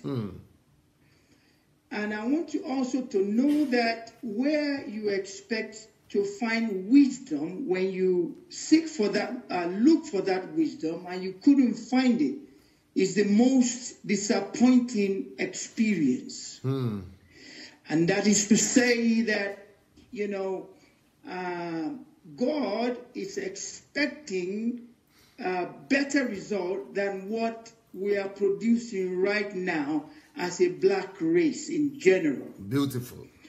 And the whole problem, you know, stems from the salt of the earth and the light of the world that are called believers and the Church of Jesus Christ today. Yes. And that is the whole crux of the assignment that God has given you. Now, I want to put this in the light of what the last four callers have contributed to this, from Dr. Arons to Anu and all the rest of the callers as well. Yes. Now, the statement that Donald Trump made, I want you to understand something. Donald Trump is a man on assignment as well. In this last of the last days, even though he's placed in America. You know the role American government plays in the rest of the world. Yes. When America coughs, the whole world catch cold. Yes. Now, the statement he made is not just by coincidence. Wow. Is to further trigger certain things in line with the assignment that you are on. Yes. Now, he said that to get our attention per se as the Church of Jesus Christ, who is responsible to deliver the things, the assignment that God has for us as a continent, and in particular as Nigeria, as Nigerians, so to say. Now, Nigeria has a great role to play in the overall agenda of God globally. Yes. And of course, the African continent as a whole.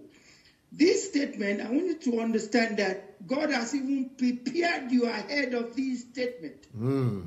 You already wrote a book. You didn't know Donald Trump is going to be making this statement. No. You already wrote a book, and the book is, how can you say, there's no better time for the book to be available than now. Yeah. So it's no coincidence. Is in line with the assignment that you are on. Yes, it's good that he made such a statement. It's to wake us up. Yes. To get us to realize God has deposited so much in us and is expecting us to deliver at all costs. We have been sleeping. And of course, our churches, of course, you know, as all the things you've been sharing, they are responsible for this. Yeah. We are the only one as a church that can deliver these things, you know, to our continent at large. So I don't want us to see it as such a negative statement, though it's negative, it's derogatory, it's stereotyping, but God is in it.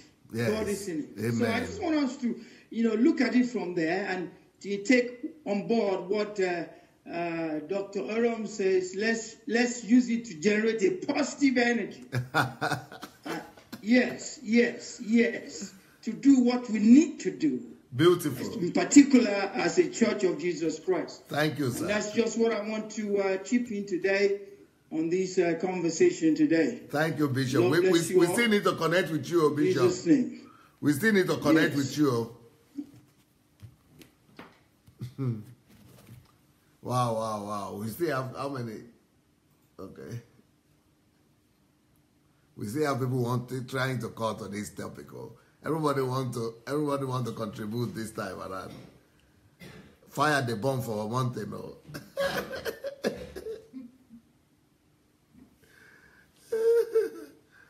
Well, thank God that at least so thank God that at least people are active and people are expressing their opinion. But you see, our children that are saying that Donald Trump is right, that's why they must read this book. How Africa brought civilization to the world. We must tell them about this book. We must tell them about the history of Africa and what Africa has done. And then we must tell them about the fact that we can all go and build a better country. We can take charge of our country. We could become the Abraham. We could become the heroes. We could become the next generation of Steve Jobs and Bill Gates. We could become the ones that will give purpose and calling to our nation. We could become the ones that will build a new Africa. We could become the ones that will be able to explain the culture of our African people to the world. We could become personalities that shape history.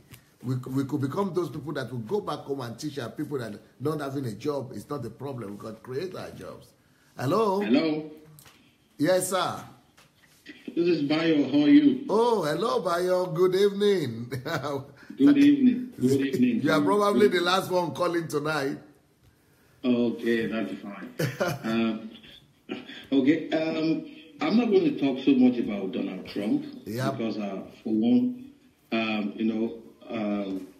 like we used to say in Yoruba, when we see a child misbehaving outside in the public, the first question we ask is, who are the parents? That's true.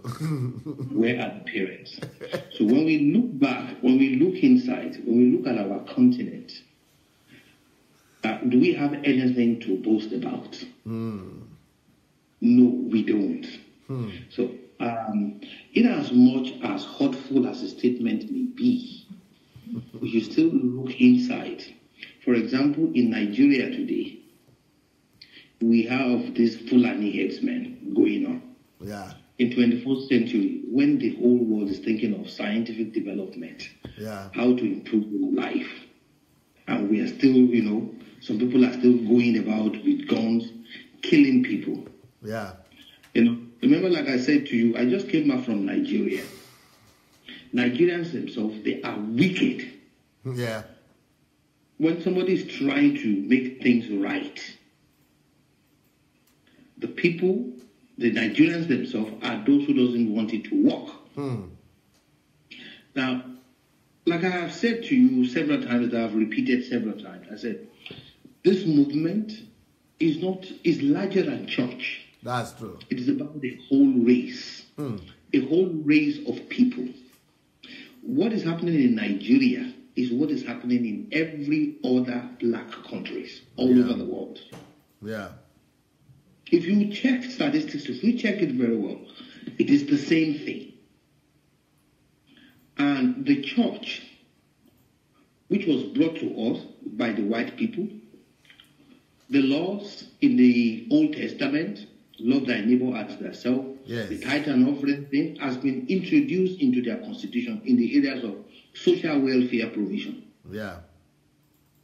They have practicalized it and they are using it. It's working well. Law and order is working well in society. the pastor that slapped a child, everybody's talking about it. But police in Nigeria, they will slap the living daylight out of people. Nobody will protect. Yeah. Like I've always said, it is the society that is corrupt. Yeah. It is the society that is wrong. Yeah. So whatever Donald Trump said should be a challenge to us to make our lives, to make our continent better. Yes. If we look at it very well, Africa has been so exceptionally blessed by God. Exceptionally blessed. Yet we are behind. We may blame the white people for coming in, introducing certain things to us. They brought Christianity. Like we have always seen, Christianity is not the way it is being practiced in Nigeria. It is not the white people that are practicing it. They came, they practiced it right, left it to us. We are practicing it wrongly. Yeah. The same thing with democracy. We are practicing it wrongly. Yeah. That's why we need to look inward. How to build our nation. How to put law and order in place. You know, Nigeria, you'll be going on the motorway. People will face you driving in the wrong direction. And then they'll be claiming rights. Wow. That is in Nigeria.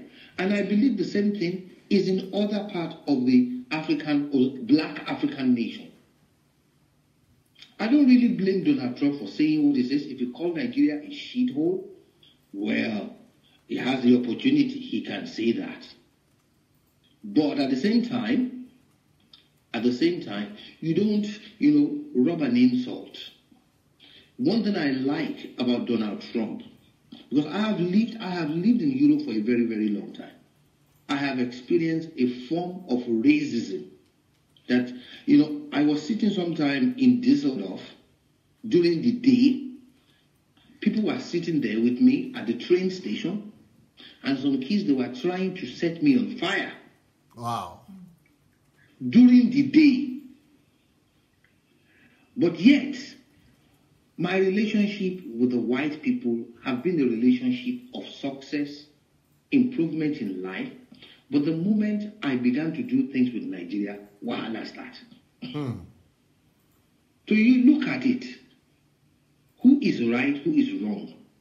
What is wrong with these black people? What is wrong with our people? Is it the continent? Like I said one time ago, there is no natural disaster in Nigeria. None. But the only natural disaster in Nigeria are the Nigerians. They're the natural disaster. They're the one causing every problem. If you remember this problem, this flood, we want to call it Ogunpa. Do you remember? Yeah. It wasn't a natural disaster. It was caused by the people because all the debts in their house was thrown into the waterways. And it caused problem. It caused death. So, like I said, this movement, what I have identified about the movement is like, it is going to change our thinking. It will help the black man, provided the people in leadership embraces it and push it forward to the people. So I so much like the reaction of the people that have called. So much, the reaction is so good to me. So anyway, thank you very much for taking my call. Thank you, sir. Thank you so much. Good night. Yeah, well, we've had enough of all the things that are bad in Nigeria. We've had enough of that. I'm not interested in talking about how bad things are. I'm now interested in fixing it. I'm interested in speaking solution. I'm interested in bringing answers. So that's why I'm busy writing all these books. And if you are not aware, all this program that I'm doing is also part of it. Because we are raising up aware people, who are informed people whose awareness have risen, and people whose minds are being renewed, and people who are on fire, who begin to have faith. All these are factors that are necessary for national transformation. So I am acting. I am doing something about it. And you people think I'm just talking about the pastors. Any one of you who have gone to listen to my old messages, I was not talking about the pastors last year. It's just a time for everything. And from next week, I'm not going to be talking about the pastors anymore. I'm going to be talking about other principles that will bring about the transformation of the nation. So, you know, we're going to continue to change the mind of our people, to bring awareness and to bring enlightenment. And I think that's what we need to build a better Africa. So if you need to read the books, go and read them for free on Amazon. If you are on Amazon Kindle for unlimited. If not, you can buy them on Amazon, either the electronic or the physical book. Or if you are in Nigeria, you can buy this book through Shioma, or you could buy them through Okada Books. Or if you are, you know, if you want to be a distributor, you could make money from distributing these books. You could make money from them. And that is, you know, just go ahead and write to dssbooks@gmail.com. dssbooks@gmail.com. And you'll be able to distribute. And you can buy. If you buy from dssbooks@gmail.com, it will actually be cheaper for you than Amazon. So we are waiting for you. Let's distribute the books. Even if you don't want to read, distribute to people who want to read. Let's begin to change our continent for the better. So today has been a draining day. I have to go now. It's 1 o'clock here in the morning. So have a wonderful evening. God bless. Bye.